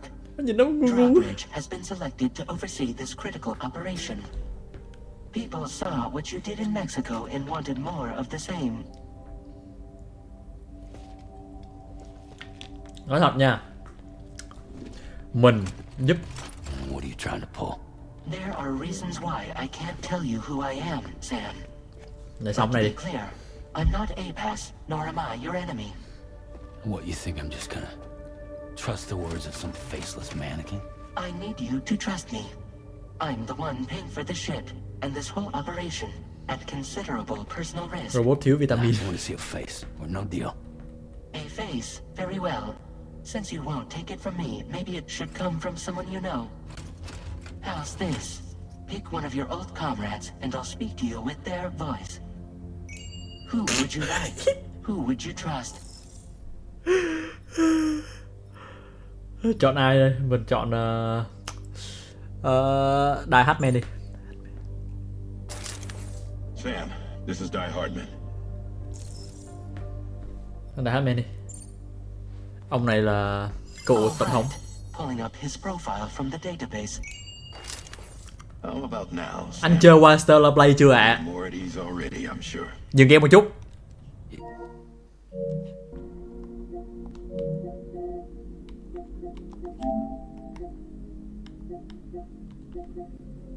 Ở đâu rồi? Ở đây. Đã chơi xong. Nhưng mà mình xóa game rồi. Nhưng mà đã chơi, mình chơi từ lúc game ra.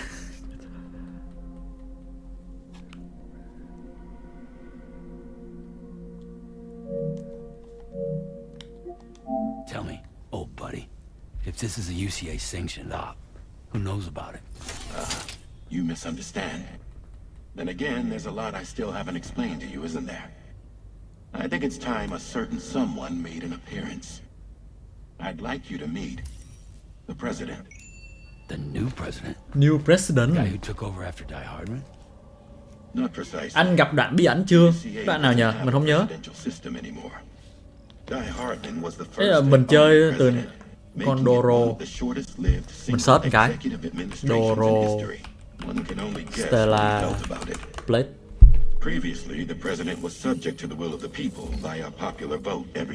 À, cái này là trong DLC. Mình không có chơi DLC, mình chơi game gốc thôi, xong rồi mình nghỉ.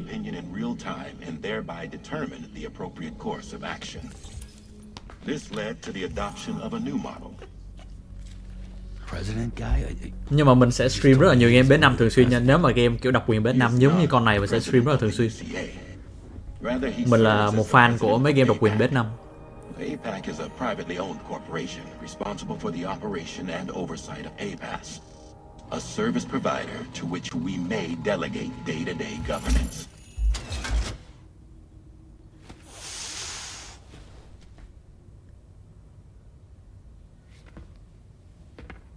Ủa, vãi, ông tới thật à? Your performance in Mexico What? was exemplary. Tổng thống tới thật. Cannot thank you enough. Well done. Truly. I firmly believe that the only ones capable of expanding the network into Australia are those who helped establish it here at home. That means you, Sam. And you too, Fragile.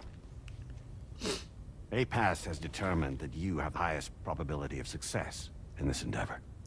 APAS and the chiral network are all built on UCA tech. If you expand their reach beyond our borders, then you're expanding their influence as well, aren't you? A valid concern. But it wasn't the UCA that made the final decision. It was APAC, a private corporation. The UCA has no involvement whatsoever in this matter.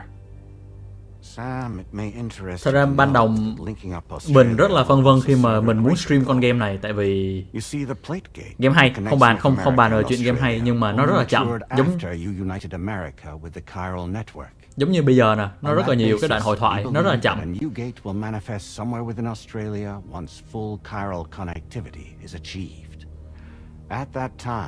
APAS should have sufficient data to calculate the location of other points of connection between continents. With this information, APAS can then proceed to extrapolate the positions of these landmasses. In other words, this mission is not just about linking up a single continent. Con này như phim. Đấy là cái mà mình phân vân. Tại vì mình là người chơi thì không nói, nhưng mà mình sợ các bạn viewer kiểu coi nó cũng bị. Mình vừa thấy gì đúng không? Tell me though. Who's Charlie to you? He may speak for me as necessary to ensure the operation proceeds according to speedrun plan. cũng không nhanh hết, không hết nhanh nổi. However, will calculate what factors are essential for your success and will provide you with... Speedrun là khi mà kiểu chơi qua rồi á. Còn mình kiểu mình là người mới thì mình cũng phải tận hưởng cốt truyện chứ. Charlie, we'll take it from here.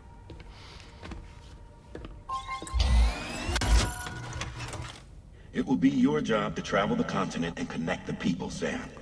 But know that everyone on this ship is ready and eager to back you up. You won't be on your own this time. Wow, giờ có thêm những đồng minh mới. You're gonna do it?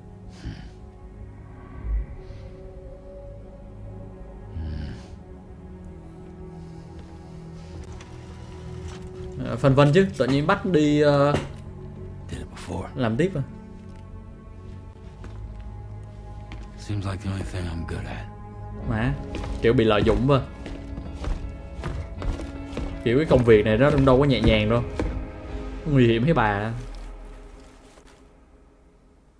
Vừa mệt mỏi vừa nguy hiểm mà.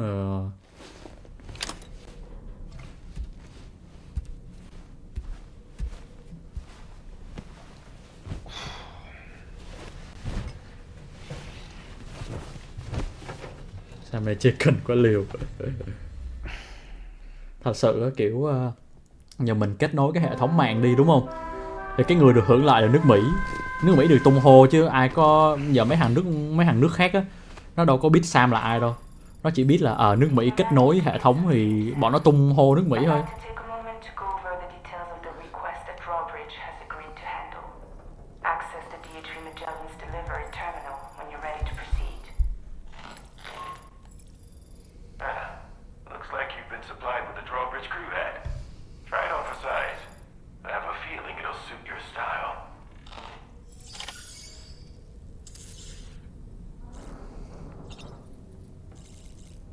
Nói chuyện với Doman thử. We can discuss anything you like. So skip đi, đoạn này skip đi. You know what? Why not you can all I shall out of these prolong. That's what a digital. Ba cái này nó chỉ là bên lề thôi. Skip cho nó vui. Shut there. Phải mình nói nhiều vậy. Good morning. Sam. I hope it's not too... I know. Vẫn còn hả? Meaning we aren't the only... Đừng nói nữa. Mà tại sao mình vẫn bấm vậy?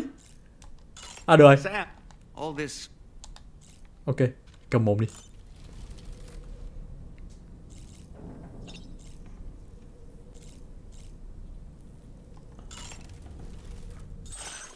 Ok, giờ Domain outfit bỏ qua đi.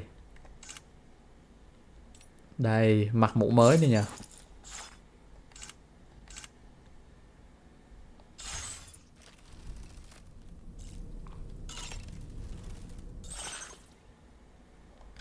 Này nó kêu còn thiếu gì nữa ta.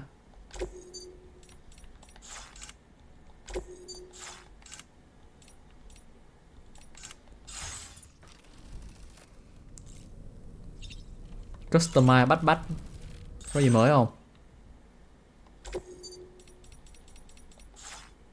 Chồng phải trả gì mới. Chắc gắn thêm cái này đi, gắn thêm cái Kojima đi. Mình thích có logo Kojima lắm. Gắn đây đi.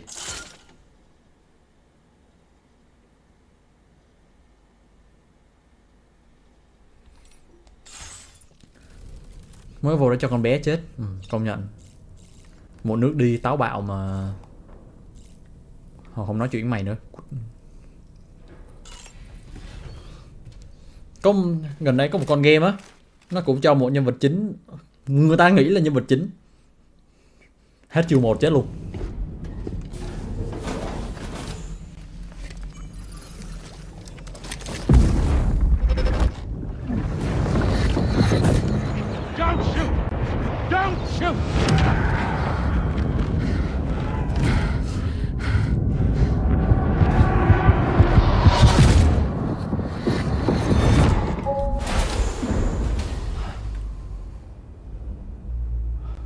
Another curious vision.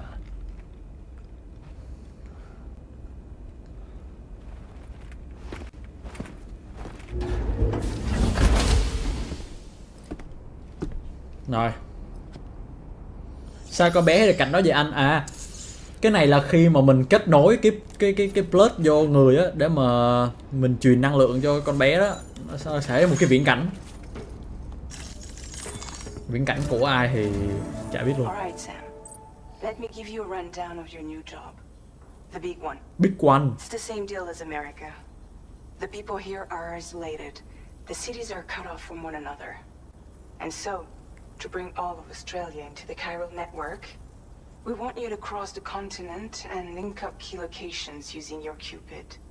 To begin with, you'll connect several facilities in sequence on your way to the closest city to here, West Fort Knott. Charlie will brief you on the order that will take you to the first facility. Đây, nhiệm vụ đầu tiên. Má Your ơi. first destination is home to what they're calling the government.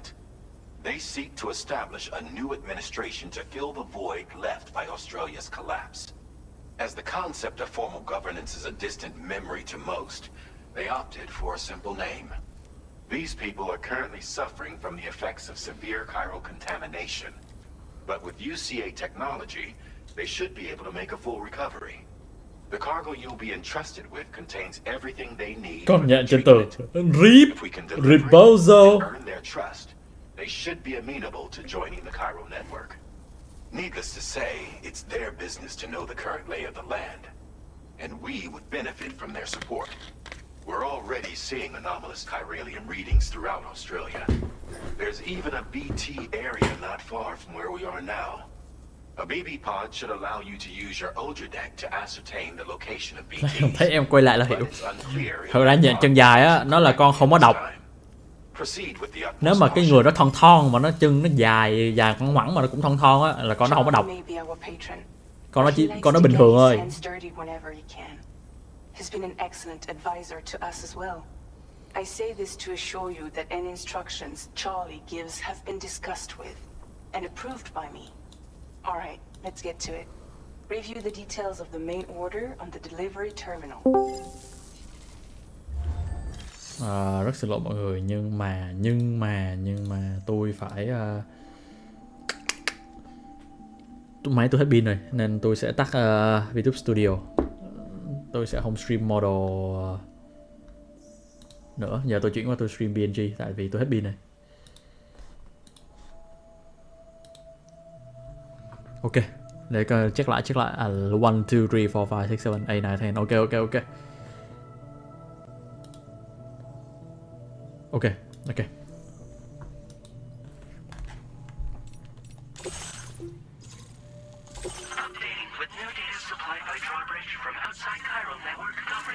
Dài mà hơi mập à, thôi rồi, chúc bạn may mắn.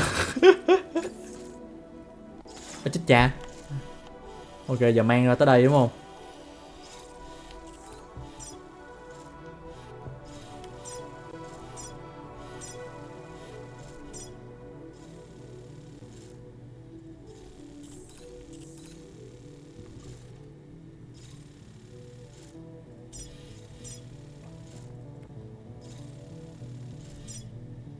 Này BT hả? Ok.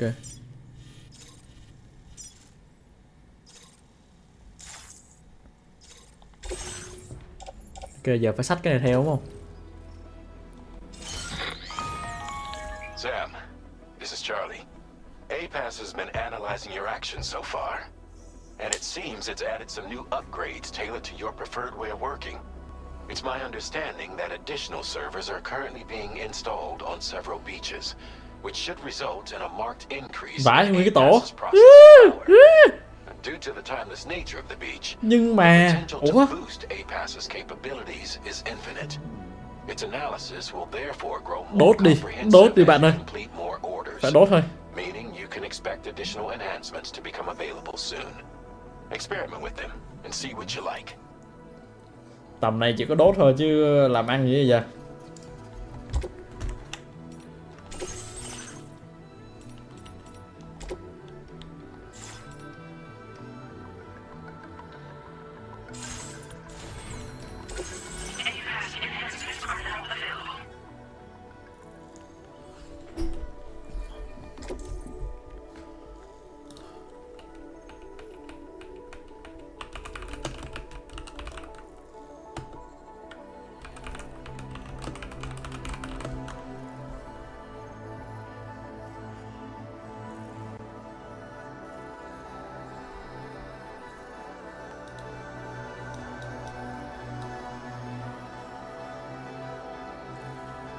Xíu quay lại, ok.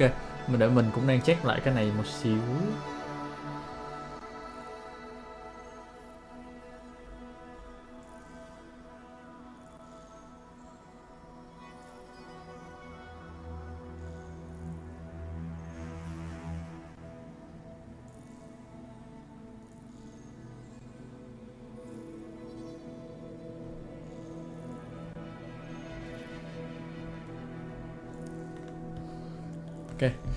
Ok, tiếp tục thôi mọi người.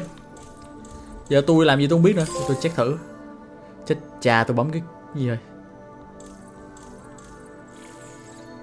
Cái này là gì đây?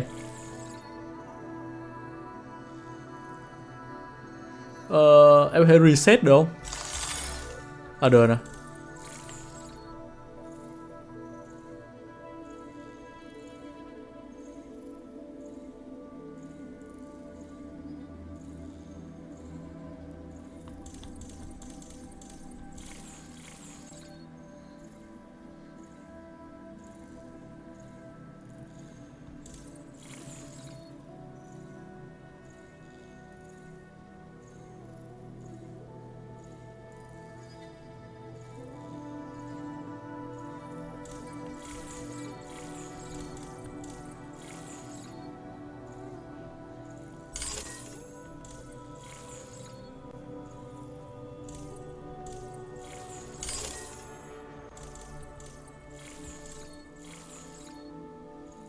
Chắc là cái này đi nha. Không, cứ để dành đi.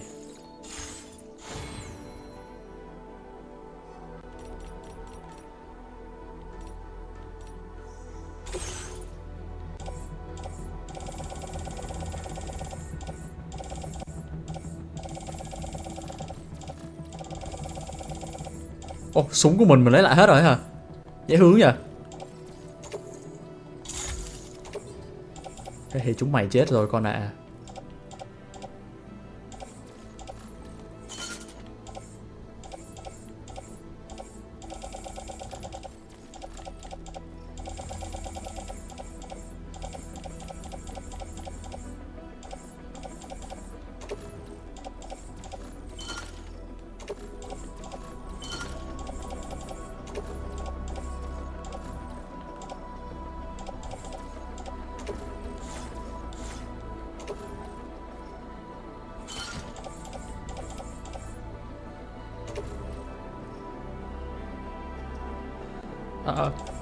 Đeo này đi.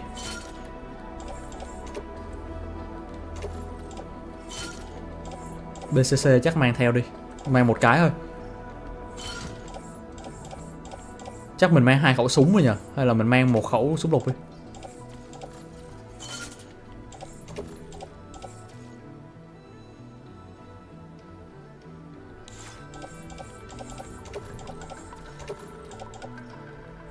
Mang theo này đi.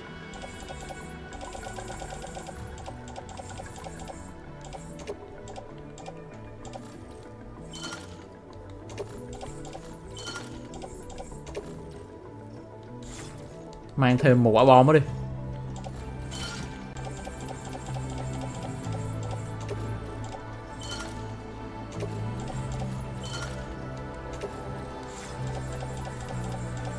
Chắc mình xách thêm khẩu súng nữa không ta? Chắc không cần đâu.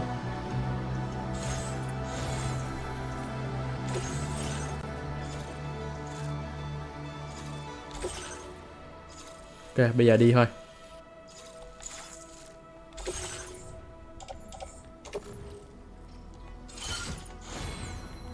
Đi nào.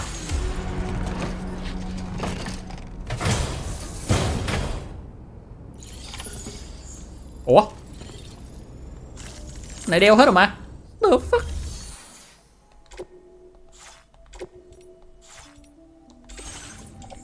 Shit. Tôi bị khùng ba ơi. Tôi gắn hết rồi xong rồi cái giờ tôi quên lưu.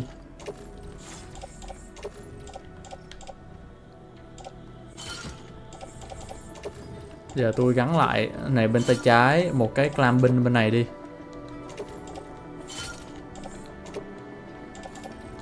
Bỏ vào túi sau. Một khẩu súng thì đeo ở đây. Cái này thì gắn vô chân đi. Này thì gắn vô cái này.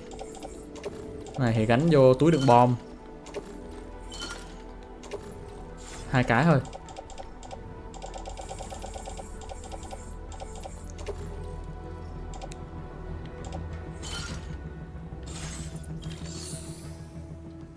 Ok. Rồi. Người nặng vậy mới quen ba. Người nhẹ không quen. Nặng quá rồi. Không.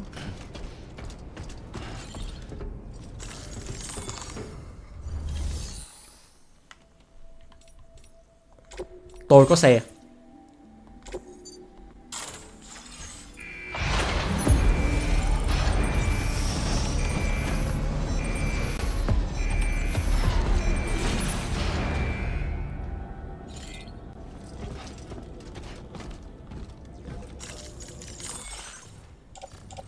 Rồi tôi sẽ để cái này lên cái xe đi.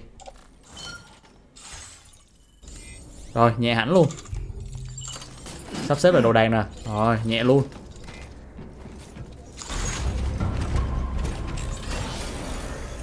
Chào mừng tới nước Úc. Không đẹp lắm nha. Chắc tại mới quá.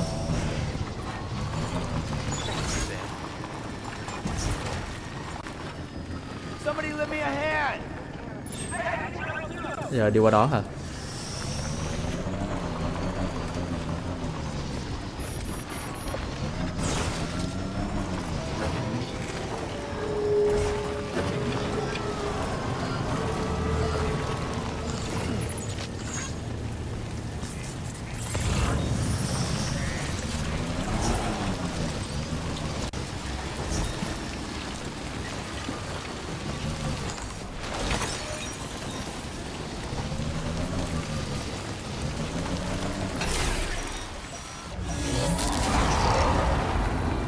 What the fuck? What the fuck?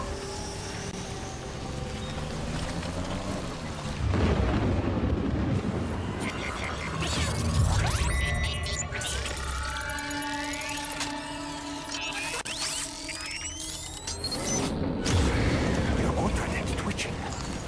Must be a BT somewhere nearby. Keep an eye on your other deck's movements as you proceed. You notice that sign, Sam? Think someone might need help. I don't know, perhaps we could lend them a hand if we have time.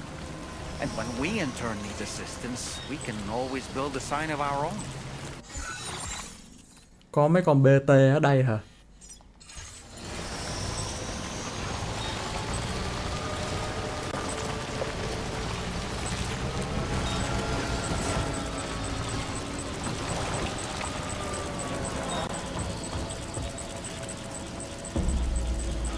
Mình đã xuống xe.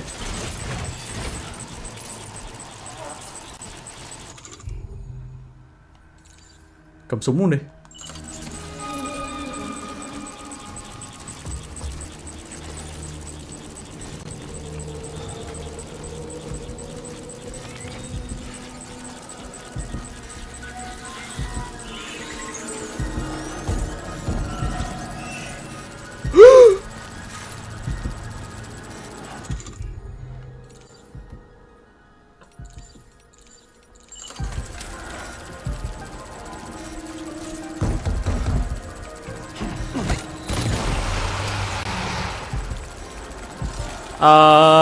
How you doing? Surprise! Hey bro, I have more for you.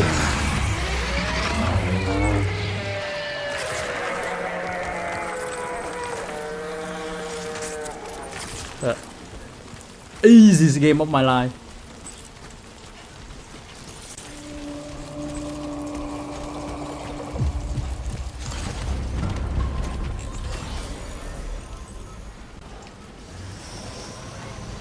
Thằng nào build quả ngay đây vậy?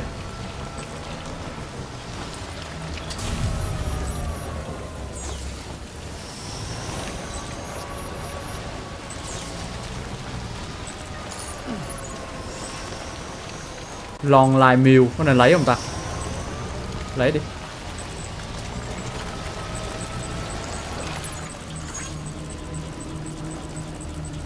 À, thấy rồi.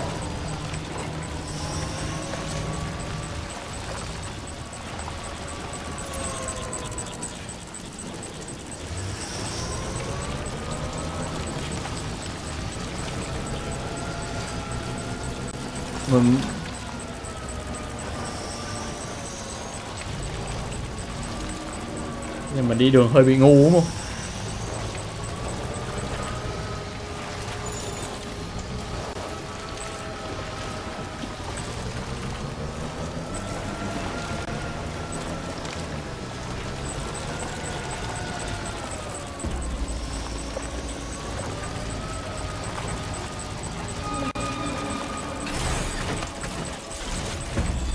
Shit.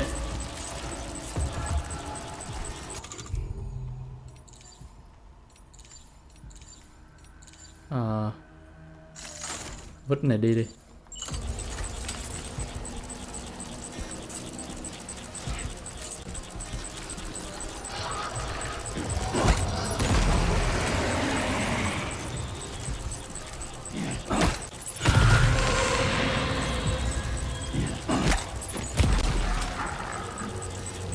Ô vãi. À ok.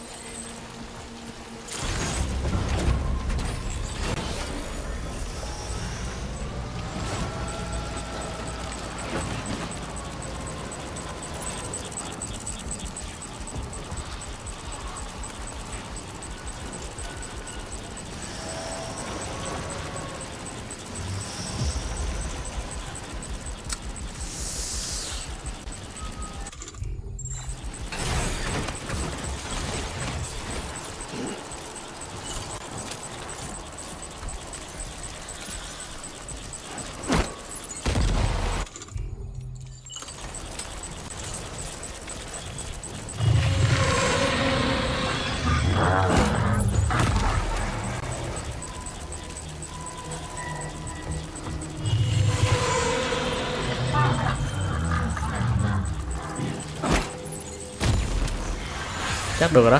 Ok, 3 bom. Tại mấy con này phải 3 bom à.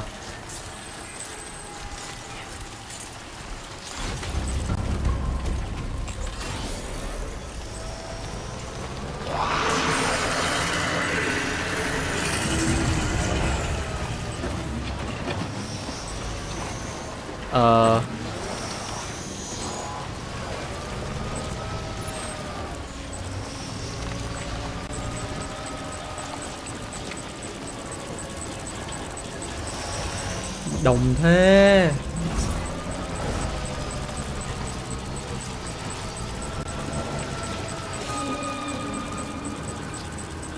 Bro, give me a break, bro.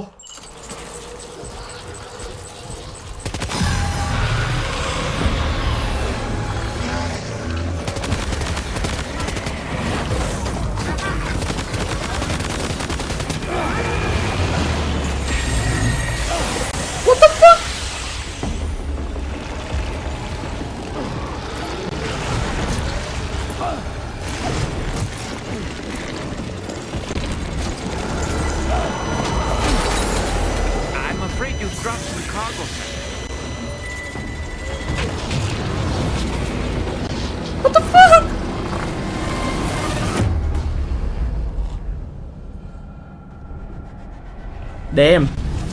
Không bắn chết được nó ta. À da.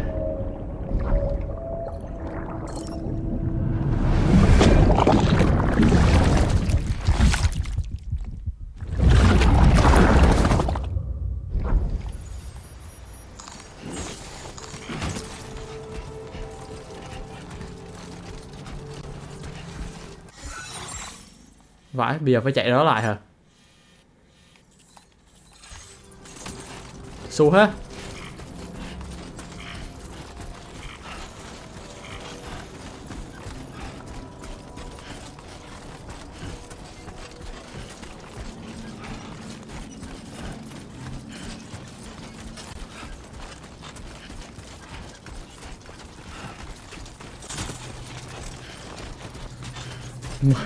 Mới vô thấy cái giày, thấy mình chết á.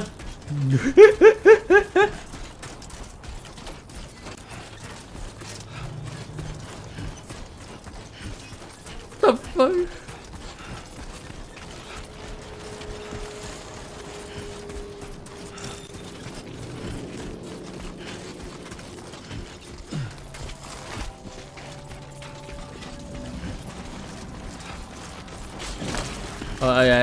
Dạ.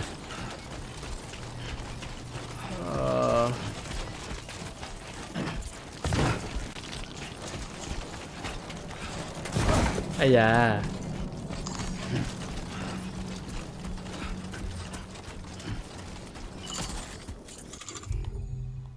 Mà mất hết đồ chứ.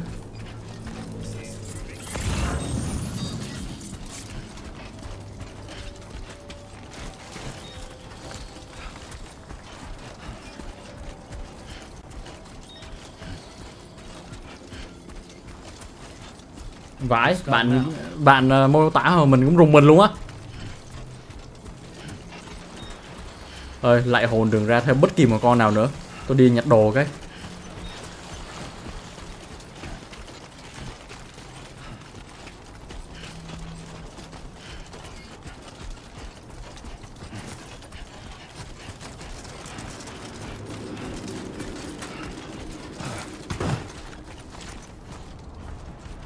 Đây. Bị con dí này anh, bị BT dí đó, cái con đen đen á.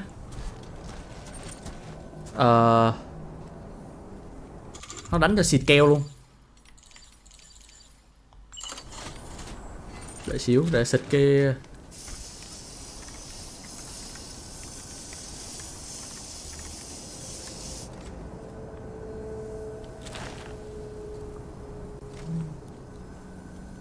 Túi đằng sau dơ hết rồi.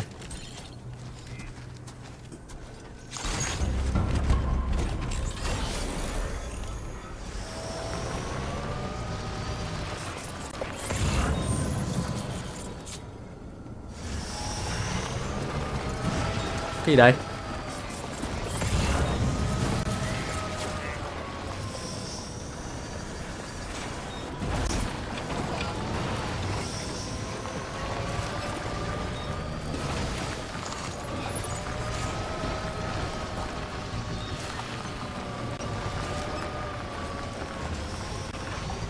Hậu tận thế kiểu người ngoài hành tinh xâm lược. Cái này nó giống như kiểu mình tự xâm lược mình á. Kiểu mấy cái này là do con người làm ra hết mà.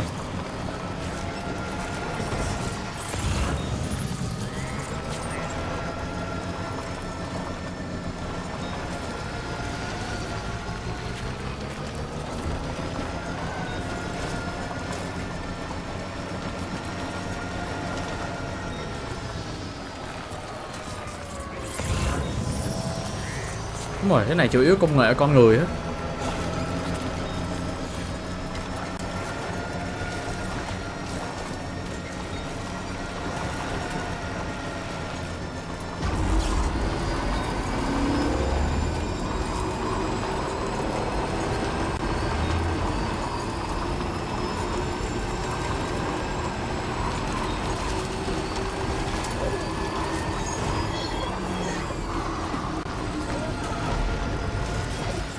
Ở đâu đó vậy?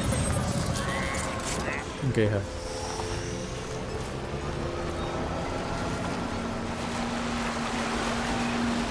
Chị ngu có tiếng rồi. À đây qua được.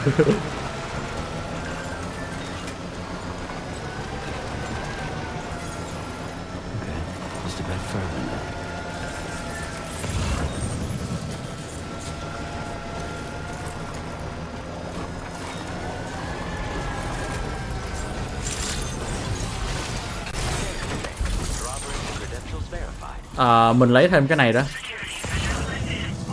Ủa, mới thấy đâu đây mà. À đây.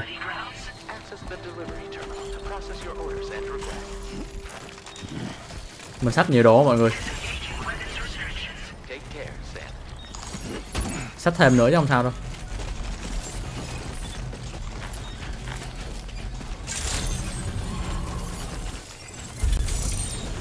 Ok.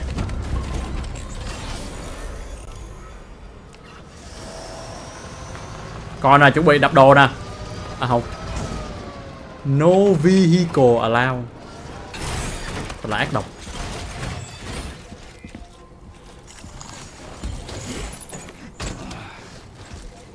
Đó, anh thấy em xách lố cả cái ký em mang được rồi nè.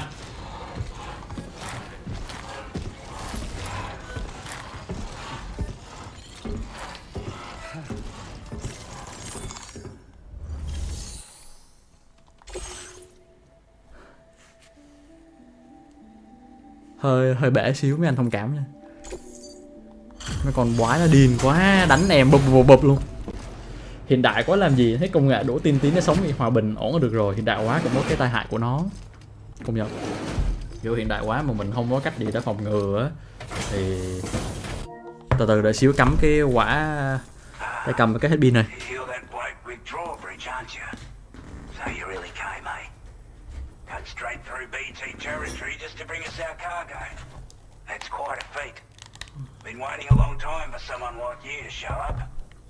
Rồi để coi nó đang sạc không? Có.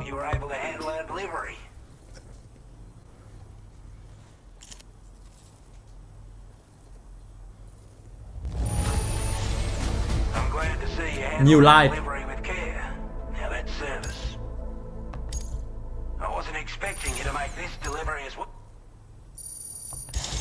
Má cho có 2 sao mà đánh nhau như khỉ vậy.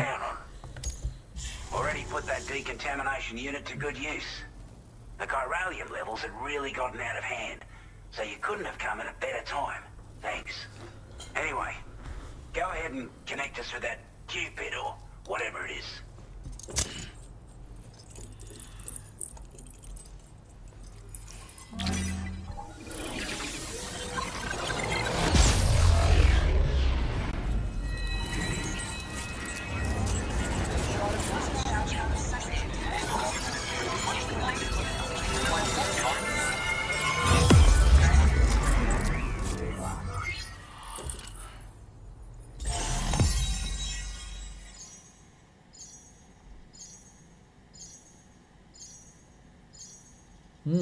Mở được cái mới này nè.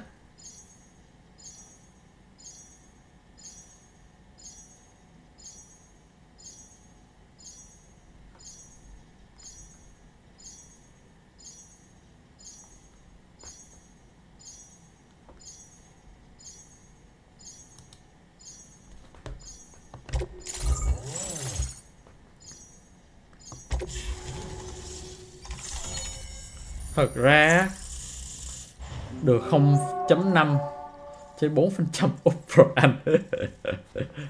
Chết mất thôi. Chết tôi. Ồ, được súng mới nè. Thật ra cái game này á, nếu mà chịu đi vòng tìm hiểu á, kiểu tìm đồ thêm để mà giao cho bọn này á, sao cái số sao nó sẽ lên nhiều hơn. Nhưng mà mình thì không rảnh để mình đi vòng bát lắm, tại vì làm content mà mình tập trung với cái nào thôi, chứ đi vòng vậy lâu lắm.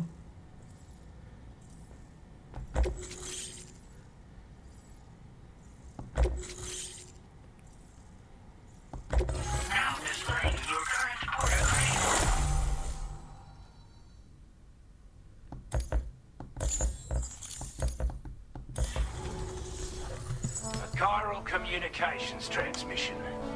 With this network at our disposal, we might be able to make our dream a reality. We want to build a world Kiểu where Genshin đồ họa siêu đẹp.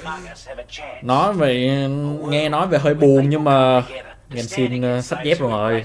Mấy con này là kiểu bom tấn mà. Ta đổ bao nhiêu là tiền vô cho mấy cái con game này. Skyrocketing levels of chiral contamination. Those bloody watcher things coming out of the woodwork. Didn't realise it at the time, but the escalation of all this insanity coincided with the UCA's connection to the network and the appearance of the plate gate. The chiral network is causing instability beyond the reach of its coverage, which means the only way to fix it is to link up all of Australia. At least, that's what we here believe. To support your efforts, we've shared the data we have about the continent with your people. Information about the brigands and so on. Use it to... What's the situation in Australia? We're not doing any better than the UCA or Mexico, I'm afraid. Only difference is the presence of armed belligerents we call brigands, as well as a new type of BT. Cái mà mình hướng tới là mình sẽ tìm được một vtuber trong đây. They've got an irrational enmity for new tech like the chiral network, you see. They've also been seeing major earthquakes all over the continent, as well as devastating floods due to heavy timefall. You have your work cut out for you while you're down under, that's for sure. The data you share. Take the bowler gun, for example. With our data, we were able to improve and refine the design of the APAC standard issue model. You can charge it now to fire projectiles with a narrower spread. Perfect for taking down hard-to-reach targets with precision. And then, there's backpack customization. We've developed a number of unique attachments that can be equipped to the pack you're currently carrying. Stuff I guarantee will give you an edge in a fight. You might consider bringing this gear with you when you're prepping for your next run. Kiểu nếu mà lên được 3 sao hoặc 4 sao á, người ta kêu là có nhiều súng ngon hơn á. Nhưng mà tôi không nghĩ là có ai lại muốn tôi đi vòng vòng nguyên một cái map gì để tìm mấy cái đồ lẻ tẻ rồi đi nhập đâu. Nó kiểu bị tốn thời gian đó.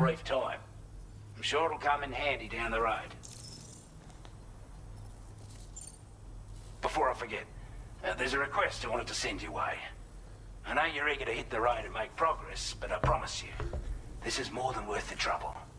It's a delivery for the lone commander, who lives not too far from here. He's an old ally, who provided us with support for all matters military.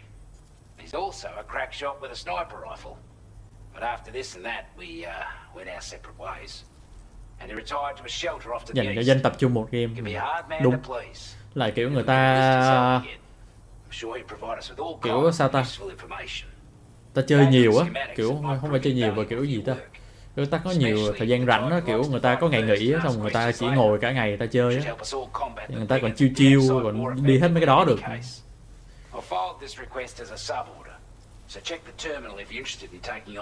Nếu có người chơi game theo kiểu là completionist á, là kiểu phải hoàn thành mọi thứ của game á. Kiểu mọi nơi phải, kiểu trong game này là mọi nơi phải 5 sao hết, kiểu thế. I want to thank you for making this possible. Well done. To extend network coverage as far as West Fort Knott, our next order of business will be to link up the Western Environmental Observatory. The associated order is ready for you. This one may well place you in considerable danger, so be sure to take extra care when selecting your equipment. Access the delivery terminal here to pick up this main order and get underway. Thật. Thì khoan, giờ check hàng rồi có đây bola gun, súng mới đây tôi có rồi nè, làm con bola gun đi.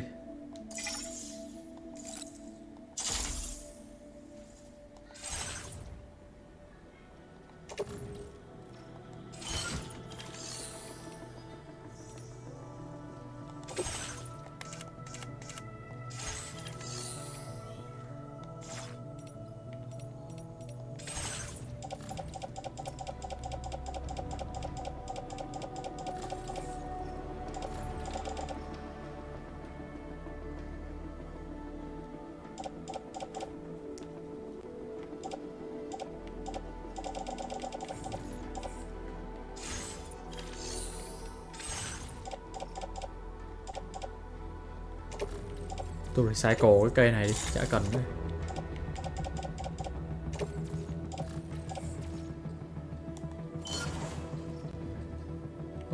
Cái này bỏ vô mà stereo được mà.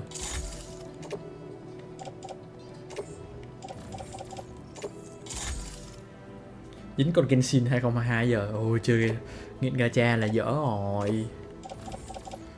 Chứ hồi đó tôi cũng chơi gacha nhiều lắm. Giờ tôi hết chơi rồi.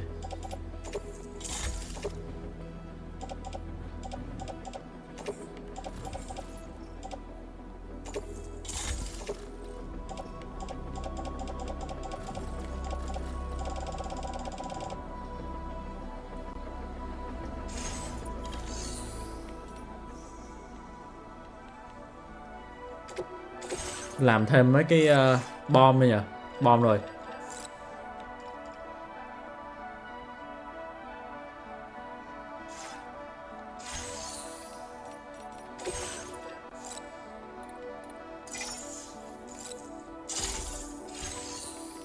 Làm thêm mấy cái bom đi.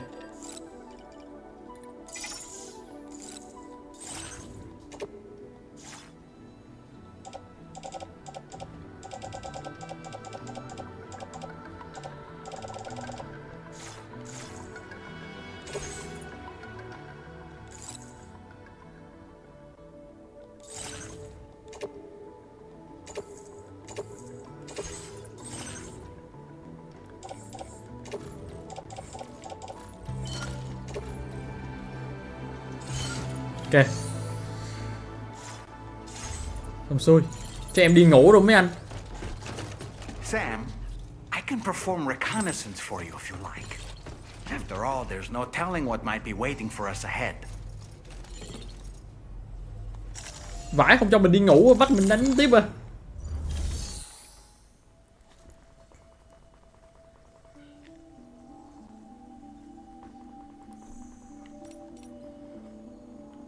Anh chơi con Stardew Valley chưa? Stardew Valley chết rồi. Mình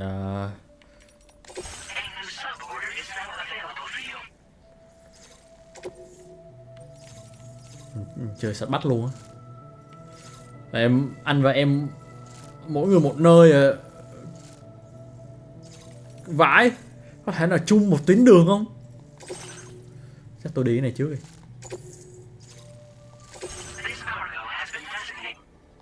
Dismantle rifle, có thể nào mà anh hãy cho em gì đó bớt nặng hơn nữa mà cái này hơi nặng quá rồi đó. Hello, Sam. To aid you in your... We've also... Moving... Try experience... Ok.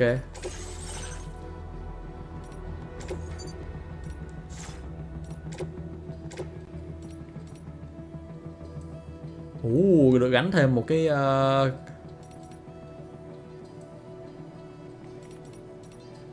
spare ammo.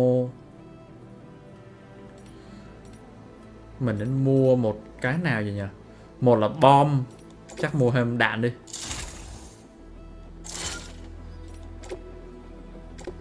Xong rồi mua thêm một cái này đi. Đấy, hợp lý. Ủa gắn được thêm này. Gắn.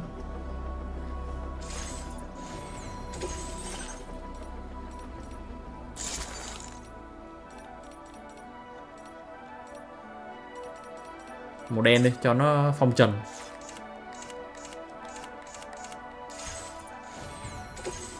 Ok, bây giờ mình sẽ nâng cấp cái này lên. Mình nhớ mình nâng cấp rồi mà nhỉ.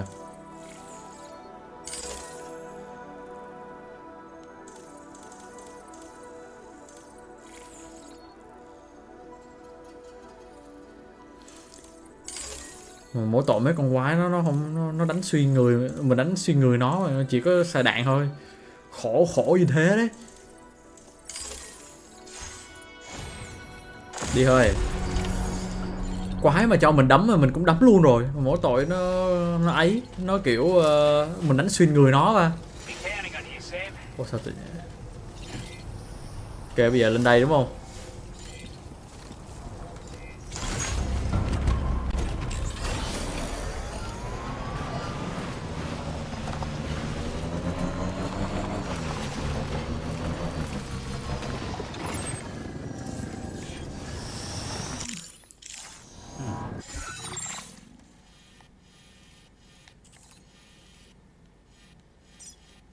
Không có đường nào lên kiểu nó cute à, toàn đi cái đường mà tà đạo đi khùng vậy trời.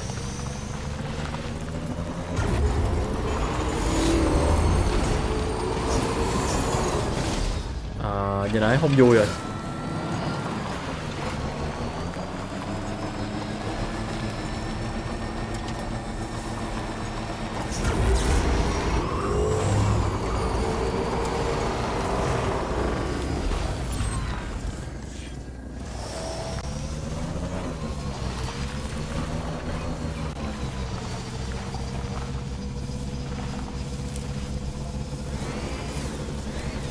Chết cha rồi, phải đi leo núi rồi.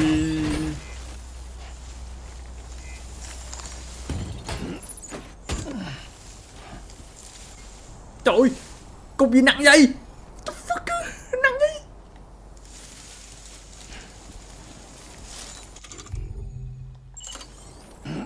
Ok vậy đi.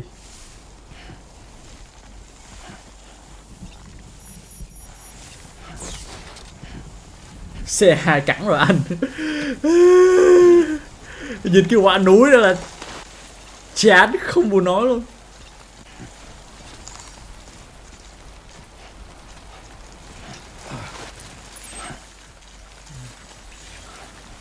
Nhìn là quay lại nhìn nó út một phát thôi. Không đẹp lắm mọi người. Không đẹp lắm, tưởng đẹp như không.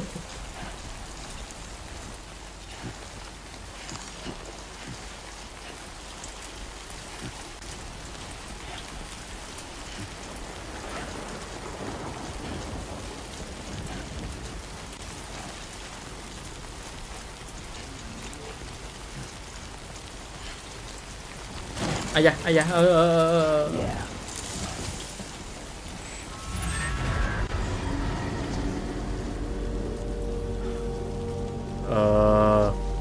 làm ơn đừng ra những âm thanh như vậy được không?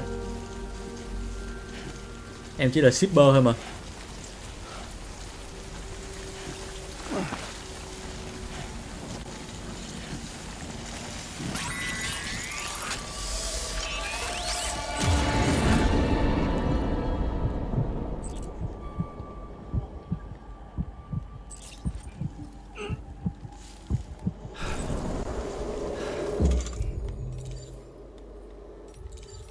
Ui, súng như có một viên vậy, what the fuck? Kidding me. Này là bộ còn không có bộ đồ họ cho nên gãy xương.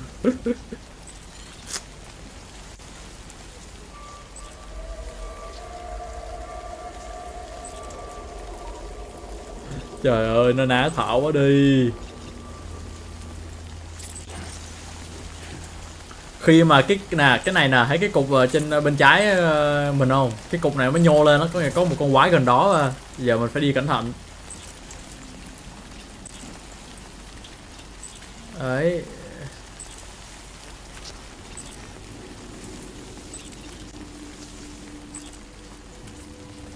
Ồ, vừa nói xong.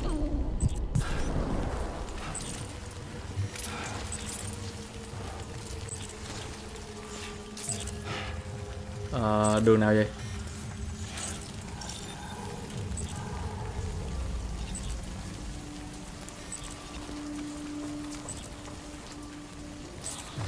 Anh ơi, đường gì em?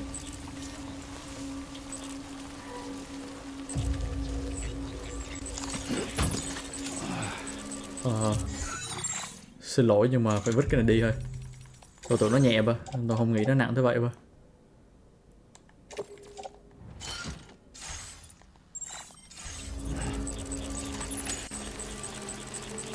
Chớp gì mà ghê vậy?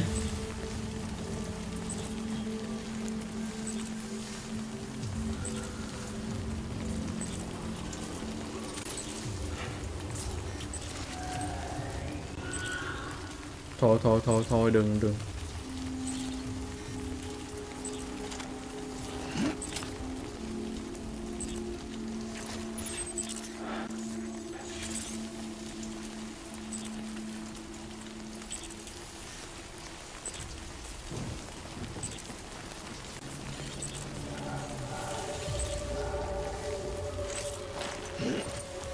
Rồi, thấy con rồi nè.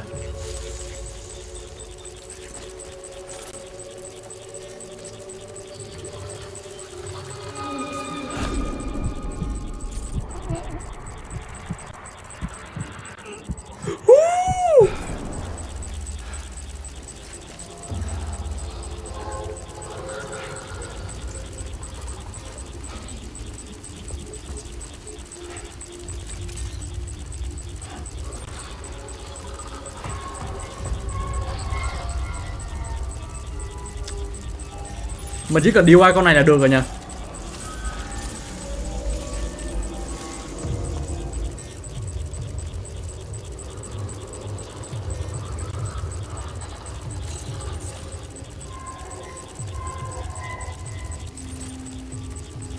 Có con nào móc lốp không?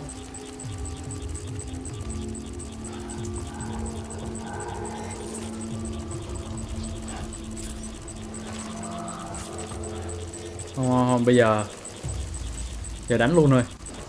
Giờ chỉ có combat thôi. Nó đâu có tiêu rồi.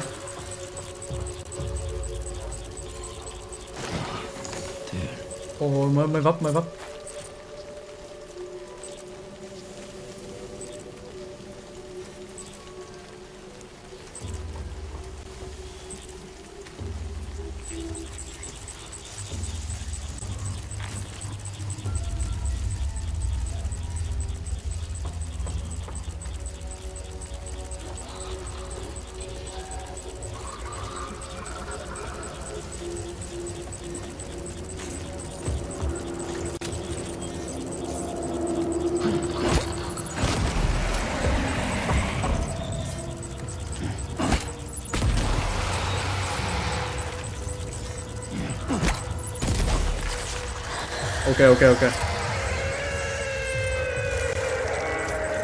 Ok, đổi bom khác.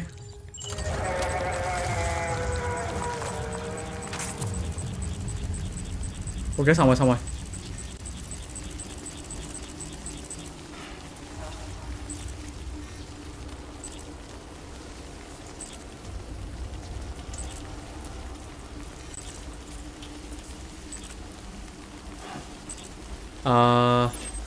Ở đâu vậy?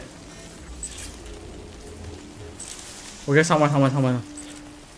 Công nhận quả đó mà tiện có con nào đứng sau lưng chắc xỉu ỉa luôn á.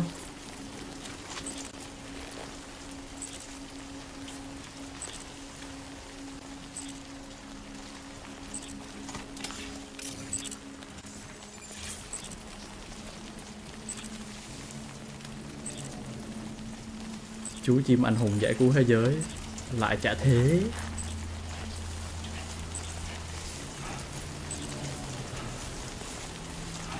Sao nó cứ binh này.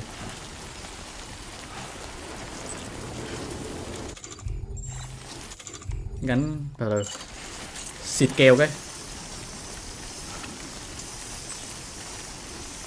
Ok, tôi cầm sẵn cái bom đi. Trong trường hợp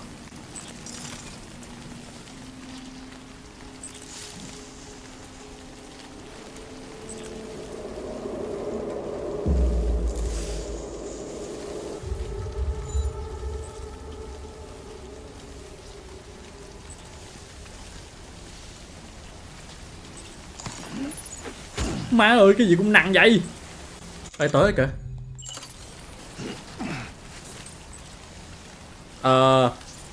Phàm tới nhà là an toàn. Quẩy thôi.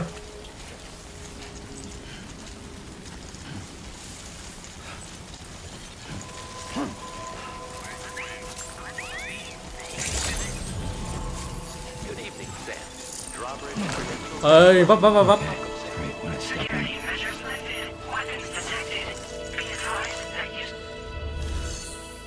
Anh check đam cây súng một viên thử anh. Lão tự mình chết rồi. Mình nghĩ cái đó để bắn người hoặc là bắn robot chứ không phải là để bắn con kia. Tại vì bắn con kia nó xài một cái loại đạn mà nó ghi trên tên khẩu súng á.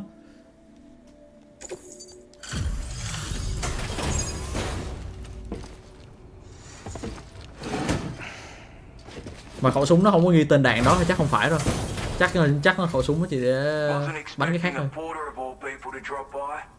Most folks would have had Buckley's chance of making it out this far. Betting it was the government that sent you my way. They've got an eye for talent.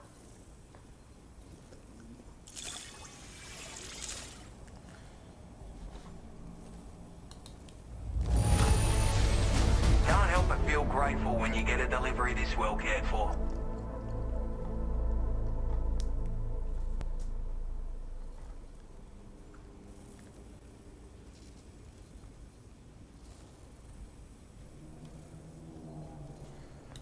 Ok, bao nhiêu like đây? Wow. I appreciate what you've done for, but I'm afraid, to be frank, there's also no end to the danger. And if you haven't got what it takes to face them, complete my latest order though, And if it strikes you as an unreasonable request, you must... There's no shame in recognizing. Ok, là ông này muốn, nếu mà mình muốn ổng tham gia vô cái đường dây này á, là mình phải làm một cái yêu cầu cho ổng. Bắt đầu dễ bẩn rồi đó. Đâu làm gì?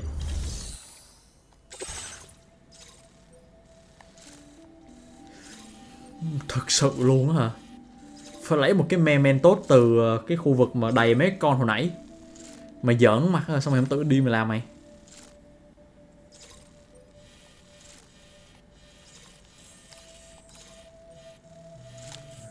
Đáng không ta?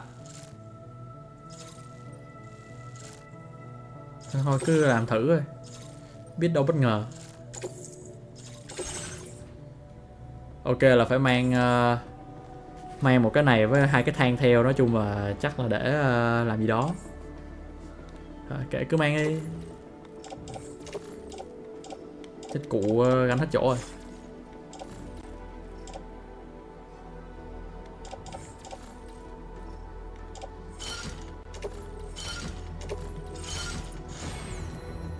Hơi nặng rồi nha anh. Bất ngờ nhiều quái. Sao bất ngờ được nữa. Đi thôi. Bao nhiêu đây? Rồi, đủ. Vậy cũng chưa nặng lắm đâu. Vẫn đi được. Ủa? À đây.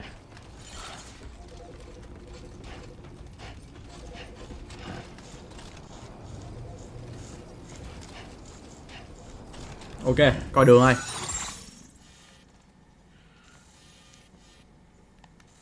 Đây đúng không? À. Nếu mà cứ đi đâm vào đây xong rồi leo núi rồi không ta? Để thử coi.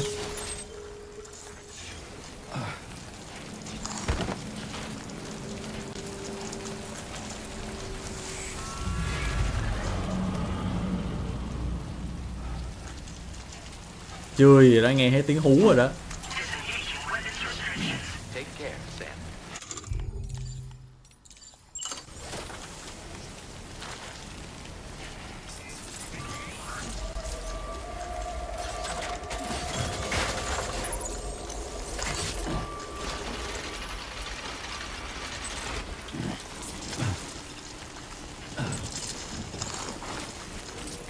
Đi chờ sáng tỷ lệ sống cao hơn.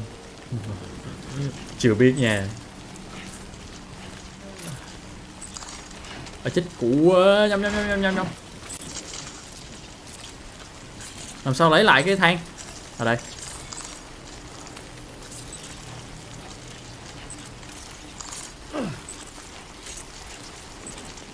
Mình chuẩn bị sẵn quả bom đi. Mình không biết chuyện gì sẽ xảy ra đâu. Bom này xài hết rồi, bỏ đi. Ok. Không, thường mấy con này tới đây là cái nó bị đen, nó bị đỏ đỏ như này hết á.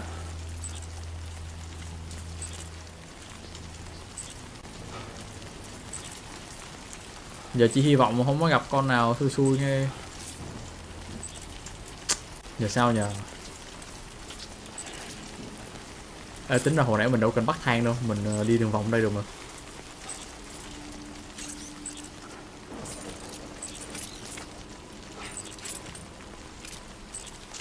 Ok.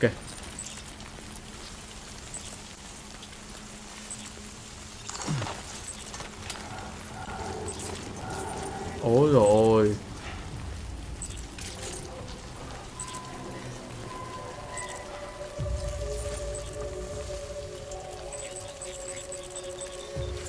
Chớp như điên luôn.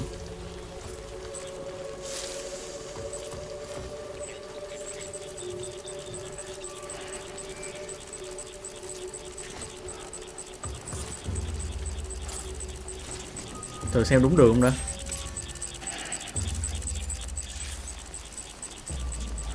Mình có nên tiêu diệt con này trước không? Lỡ lát có chạy đỡ bị vướng đó.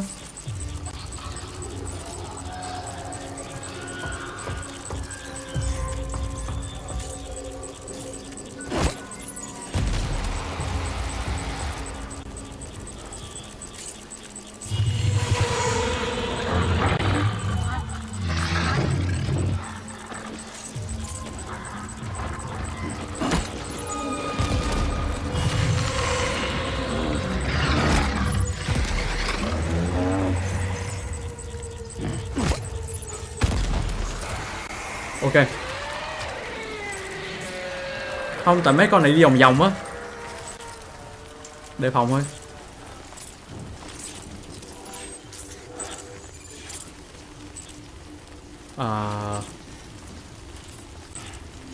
Để mình suy nghĩ nhá.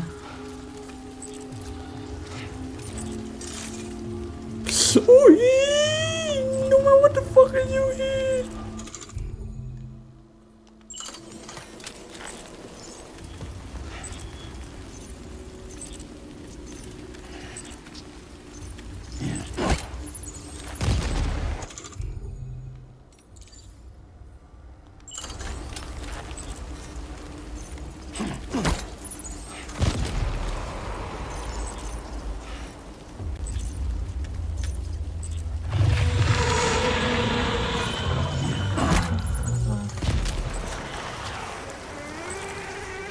Ok, chết rồi.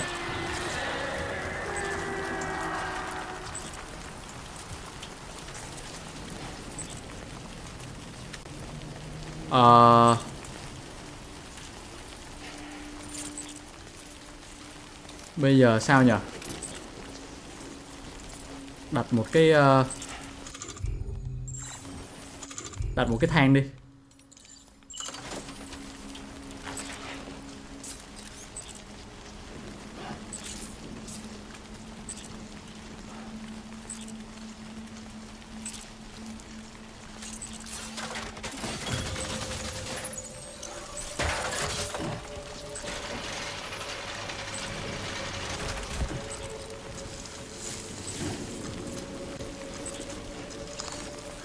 Thôi mày chỉ đi đâu vậy? Còn con nữa hả?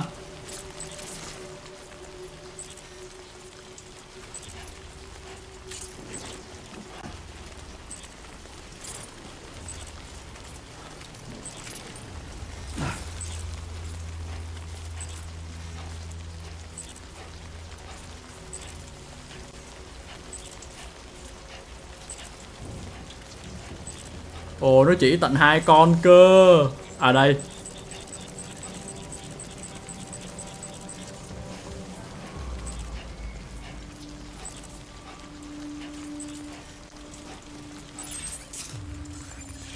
Chắc xuống dưới đây qua được nè.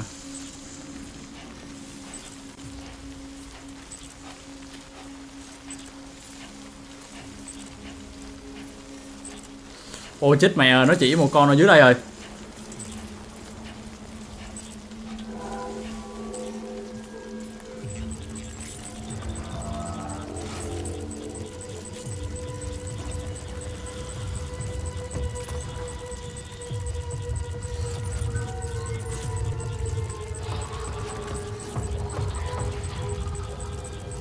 Ôi nó nằm. You don't see me.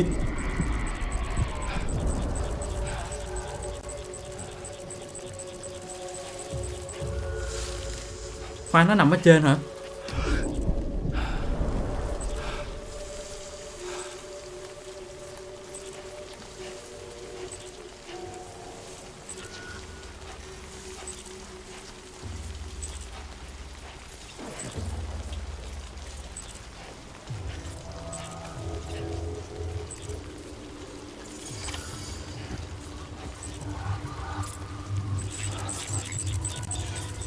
Sao mày chớp ghê vậy ba?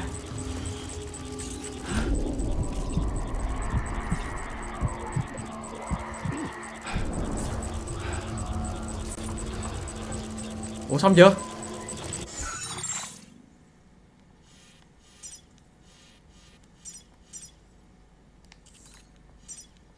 Vãi, giờ phải đi tìm hả?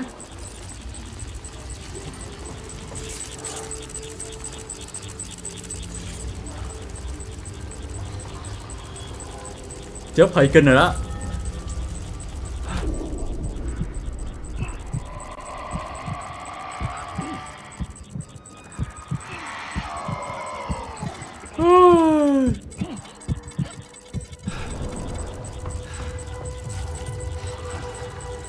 Ê, thấy rồi, thấy rồi.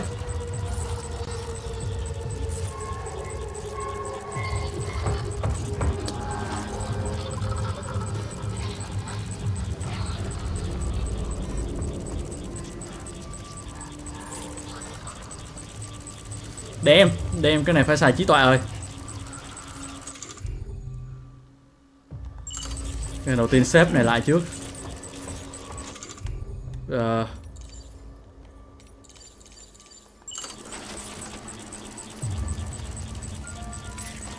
Hy vọng không có con chó nào thấy mình nữa.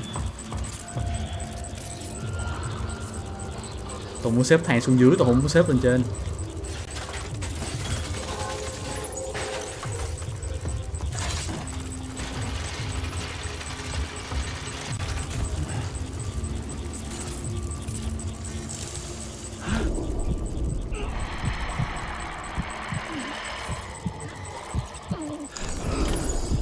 Like you have what was requested.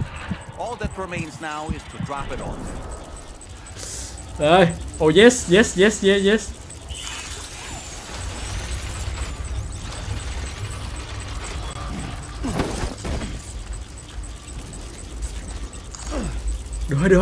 rồi. Mày đừng chớp nữa, tôi xin mày, tôi sợ lắm rồi.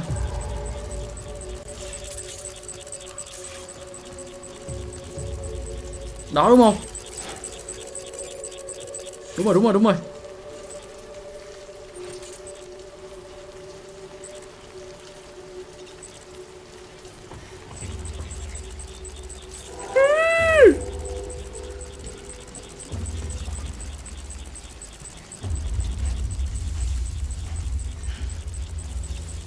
No, don't see me.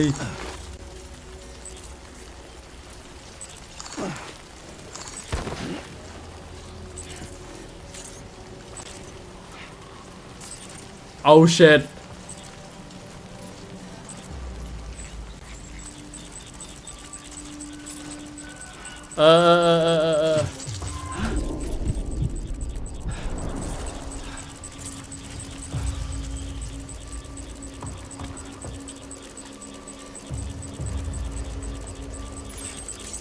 Một 196 mét.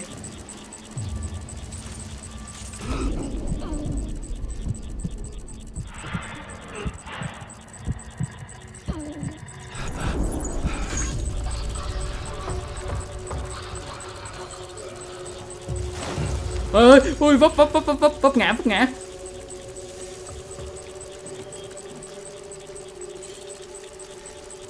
Lạc vào động bàn tơ thật luôn. Hồi hộp quá. Chết cụ, sao hồi nãy không lấy cái thang để mình leo lên đây nha.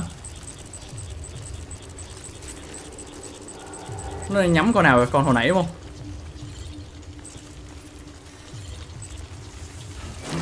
Ôi vấp. À đây, cái thang của tôi đây. Ủa, má ơi, sao nó gần con kia thế? À, đừng ngã nữa.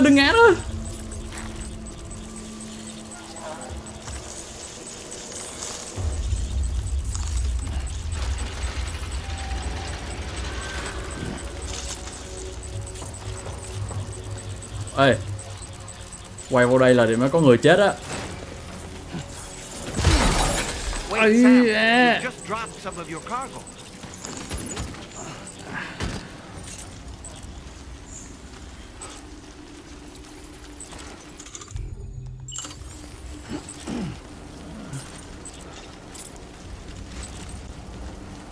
Trời ơi, té đầu quá.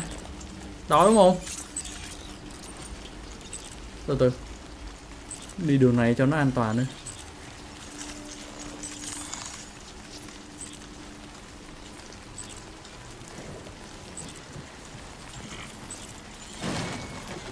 Ê, đừng té nữa, lại chúa.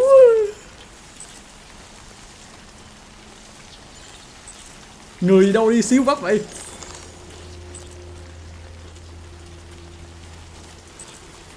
Có vẻ như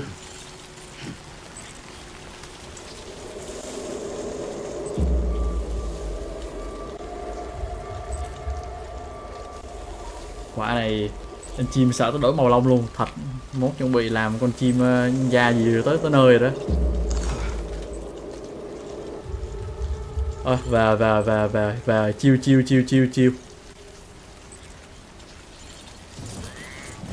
Ơi đừng nữa.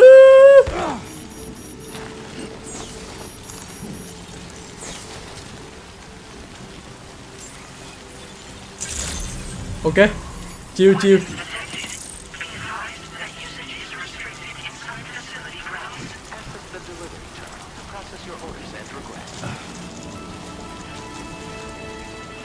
Em về đây.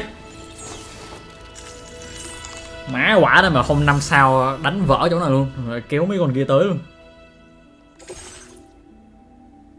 Hơi bẻ tí anh trai, nhưng mà vấn đề là nó đã trở về, đúng không?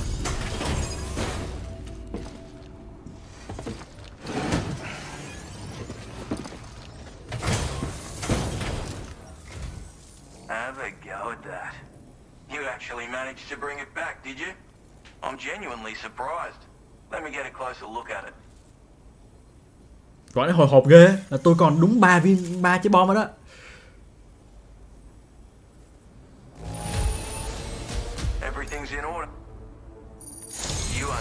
Phải như thế. Lên 5 luôn thôi.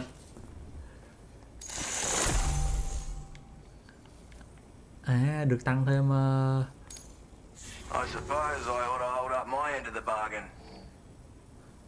thằng này không cho 5 sao là quá sai rồi. Mày ngon mày đi ra thử rồi, solo thử rồi.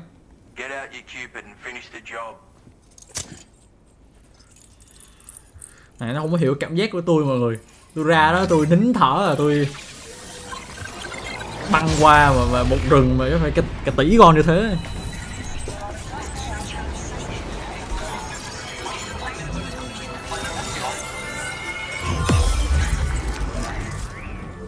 Cho lên 3 sao vẫn có bèo rồi.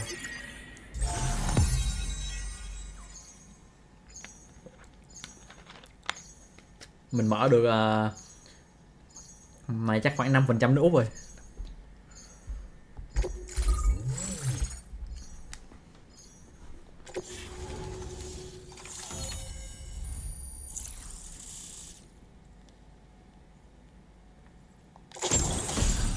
Wow, sniper, sniper được, chấm điểm cũng được, cũng được. Thôi 3 sao cũng được.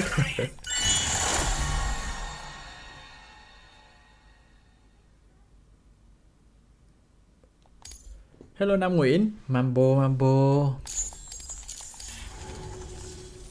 So this is what it's like being all hooked up and wired in.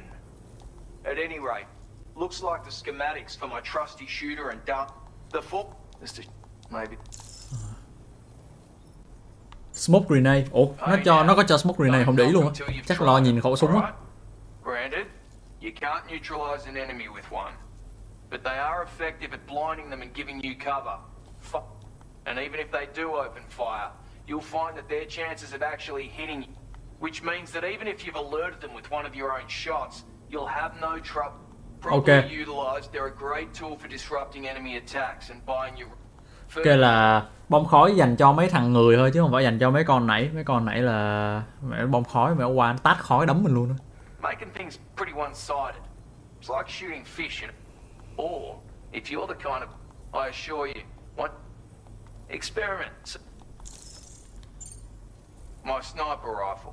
It's configured to fire tranquilizing rounds. An ideal choice for those who prefer to get the job done. Bit of advice though. Make sure you engage your enemies at a healthy distance. It's not a silenced weapon. Ok, không phải là súng giảm thanh. And they'll be all over you before you have. And don't think about taking a shot until you plan your next move. Any sniper worth their salt stays mobile, constantly securing new vantage points. In a nutshell. And finally. Ok. Nó nhiều quá. See you. Righto, Sam. I know you got places to. Seems if you might. Ok.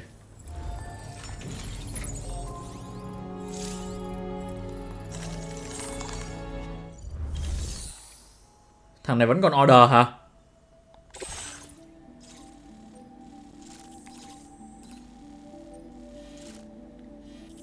À đâu, order này quay về, thôi không sao, nhận luôn, nếu là quay về thì nhận luôn.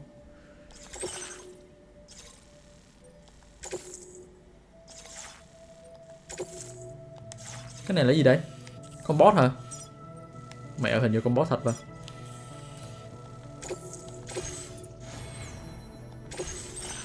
Ok, tôi có khẩu súng mới rồi. Nhưng mà súng này để bắn người.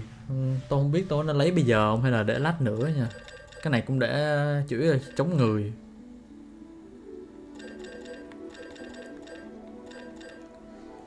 Má này mất cái thang rồi, làm lại cái thang khác đi. Ở đâu hình như mình có một cái thang trong kia.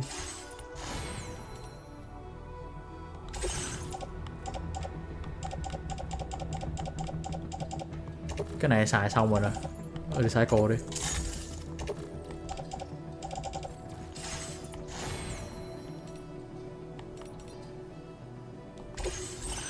Rồi giờ tôi up cái này lên đi. Em assistant, cái này cần 80 hả? Tôi nên chơi dơ tôi em assistant không? Để xem thử. Để chứ nhắm bằng tay cầm hơi khó. Nó có này thì nó đỡ hơn. Giờ tôi cần bom nè. Chuẩn bà là cần bom luôn.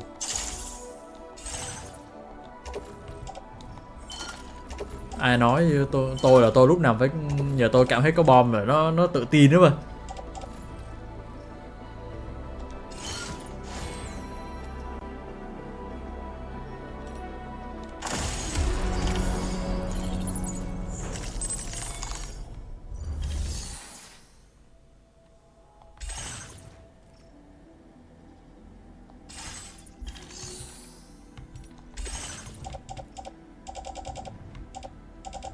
Ồ, hình như tôi không có một cái thang nào hết á.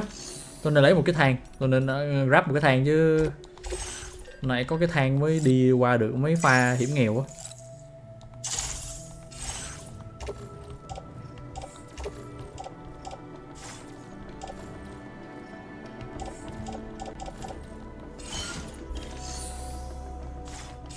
Ok.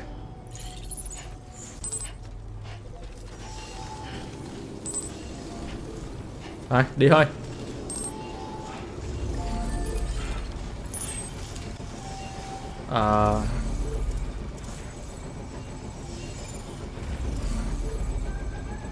Đây, giờ đi cái này.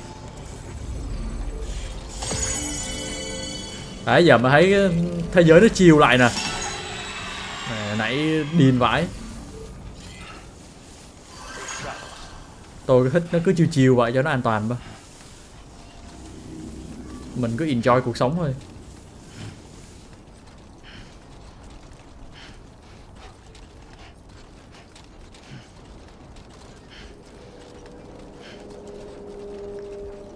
Gotta work on those core muscles. Có thể là có xe vẫn vui hơn nhưng mà thôi.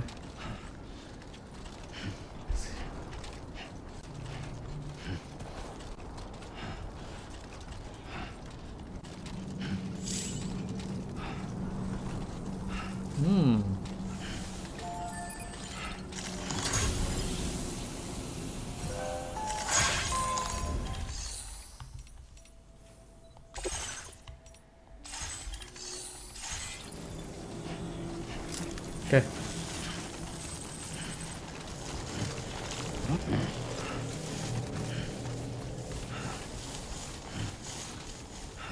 Resin extra large mà lên bao nhiêu ký đây? Ôi mẹ ơi, ôi mẹ ơi, ôi mẹ ơi, ôi mẹ ơi, ôi mẹ ơi, ôi mẹ ơi.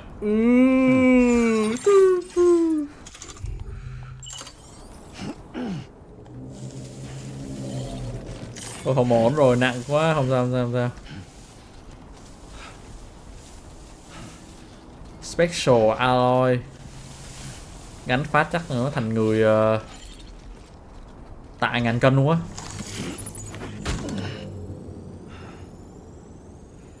Ô vãi. Vứt.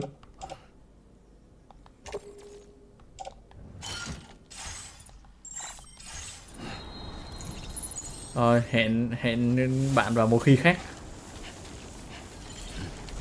Đấy, đi vậy còn lật ngửa luôn này.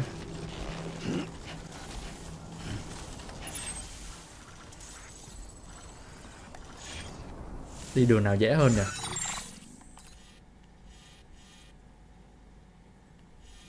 Đường này là gì đây? Ồ, vực, cliff à. Đi này đi.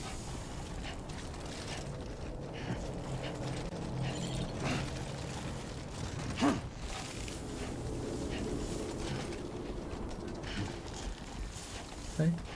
Đi có vẻ chiêu chiêu vậy mới đỡ sợ. Mà như ông nói đúng á, hình như đi buổi sáng nó đỡ ra mấy con kích kia hơn á. Keep it up, Sam.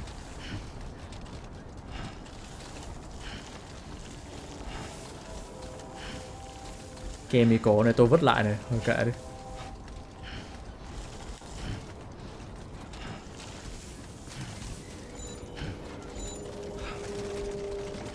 Rồi xuống dưới lại thôi.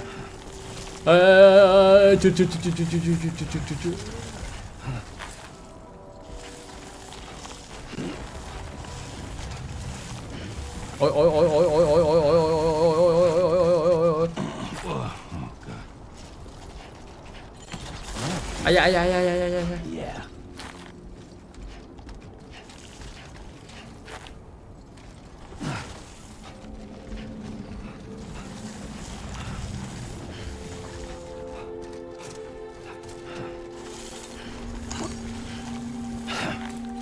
Fuck. Đó đúng không?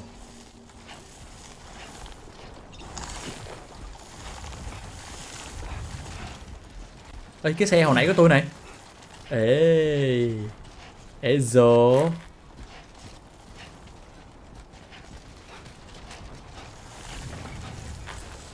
Lấy xe chạy nhỉ. Sơn lại cái xe phát. Xe này nó ấy quá rồi.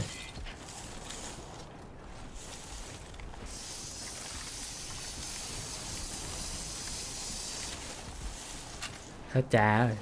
Ok.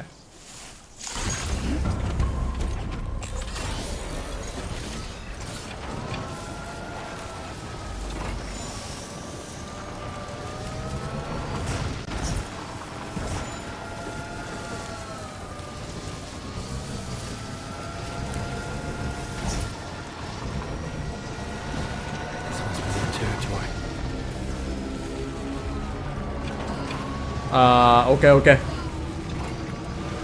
Cái này là phải đánh với lại mấy hàng người rồi, nên tôi sẽ cất đồ trước.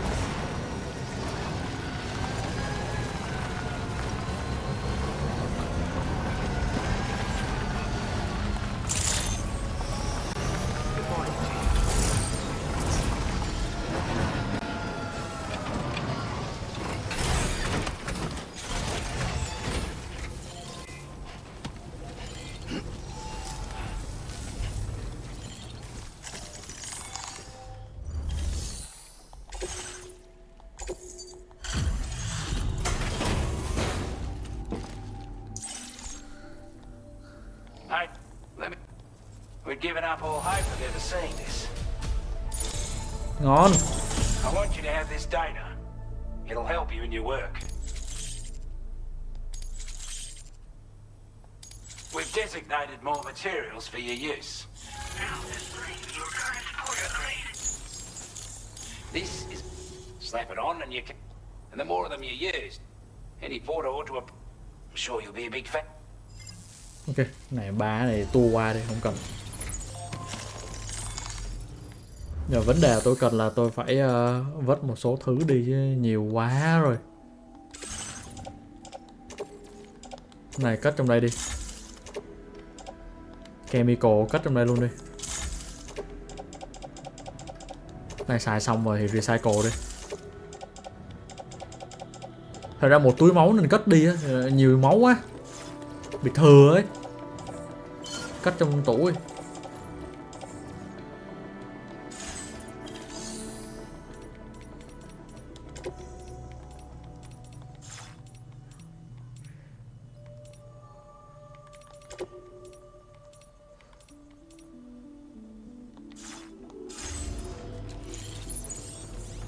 Đấy, nhẹ không? Tình cảm khoan, bắn nhau mà. Lắp một súng đi. Bắn nhau mà không lắp súng là sai rồi. Làm sao lắp nhỉ? Quên rồi. À đây, làm khẩu súng trước rồi mới lắp. Chuẩn luôn.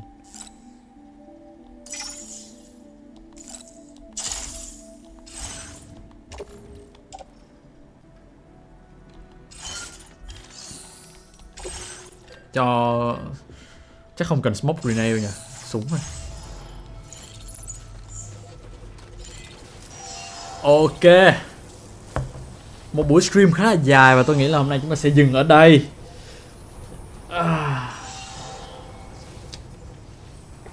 Ngày mai mình sẽ không phải ngày mai, chắc là sẽ lên lịch sau, nhưng mà tới mình sẽ tiếp tục hành trình làm shipper thôi. Giờ mình đang ở nước Úc rồi. Mai chơi Uma không anh? Uma là game của ông Mai Kỳ, là ông anh của tôi nha. Tôi không, hai anh em của tôi là lịch stream với lại game chơi nó cũng khác nhau, nó không có trùng như game đâu.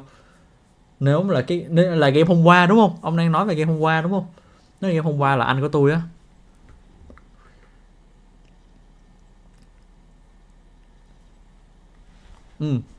Đó. Ok, thì tôi nghĩ là ông sẽ stream vào thứ ba, nhưng mà bọn tôi sẽ đăng lịch vào ngày mai. Bọn tôi sẽ đăng lịch ngày mai.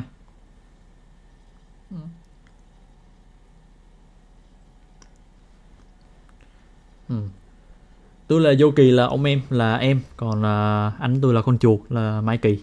Đó, còn nếu là Uma hay là stream của ổng thì để bọn tôi sẽ lên lịch và sẽ đăng lịch vào ngày mai để mọi người biết là thường là bọn tôi sẽ nghỉ thứ hai. Và tuần tới chắc là tôi và ổng sẽ làm một cái stream chung, chơi một cái game game leo núi. Hai anh em sẽ leo núi cùng nhau hoặc là một cái game khác để xem như thế nào. Hai anh em tôi sẽ bàn. Rồi còn hôm nay thì stream dài quá, gần 5 tiếng rồi. Cảm ơn mọi người hôm nay đã đến với stream hôm nay. Tôi nghĩ hôm nay có mấy người chat vào lúc bắt đầu buổi stream mà nghe vui phết. Game nó đang vui á, cái game pick kiểu hai anh em kiểu nắm tay kéo nhau leo núi lên á. Hôm nay hơi bị sai một cái là tôi cắm cái tay cầm PS5 vô, cái nó tự nhận cái mic của PS5, thế là nó tự mute cái mic của tôi mà tôi không biết luôn. Thế là tôi stream 5 tiếng mà chắc là 2 tiếng đầu là không có mic, nên chắc là mọi người vô cũng chả nghe tôi nói gì hết, cứ chỉ hết chơi thôi. Nhưng mà không sao, lần sau sẽ check lại kỹ lưỡng hơn. Hôm nay rất cảm ơn mọi người đã đến với buổi stream hôm nay, và cũng tối rồi đó, mai mọi người còn phải đi làm rồi các thứ nữa. Ok, thank you everyone for tonight, và stay hydrated, luôn uống nước nha mọi người, luôn uống nước. Tại hồi đó tôi có lần tôi khát mà tôi gọi là sao ta, hay muốn ngất luôn á, nên là giờ tôi rất kỹ lưỡng trong việc uống nước. Ok, thank you everyone. Have a good night and peace.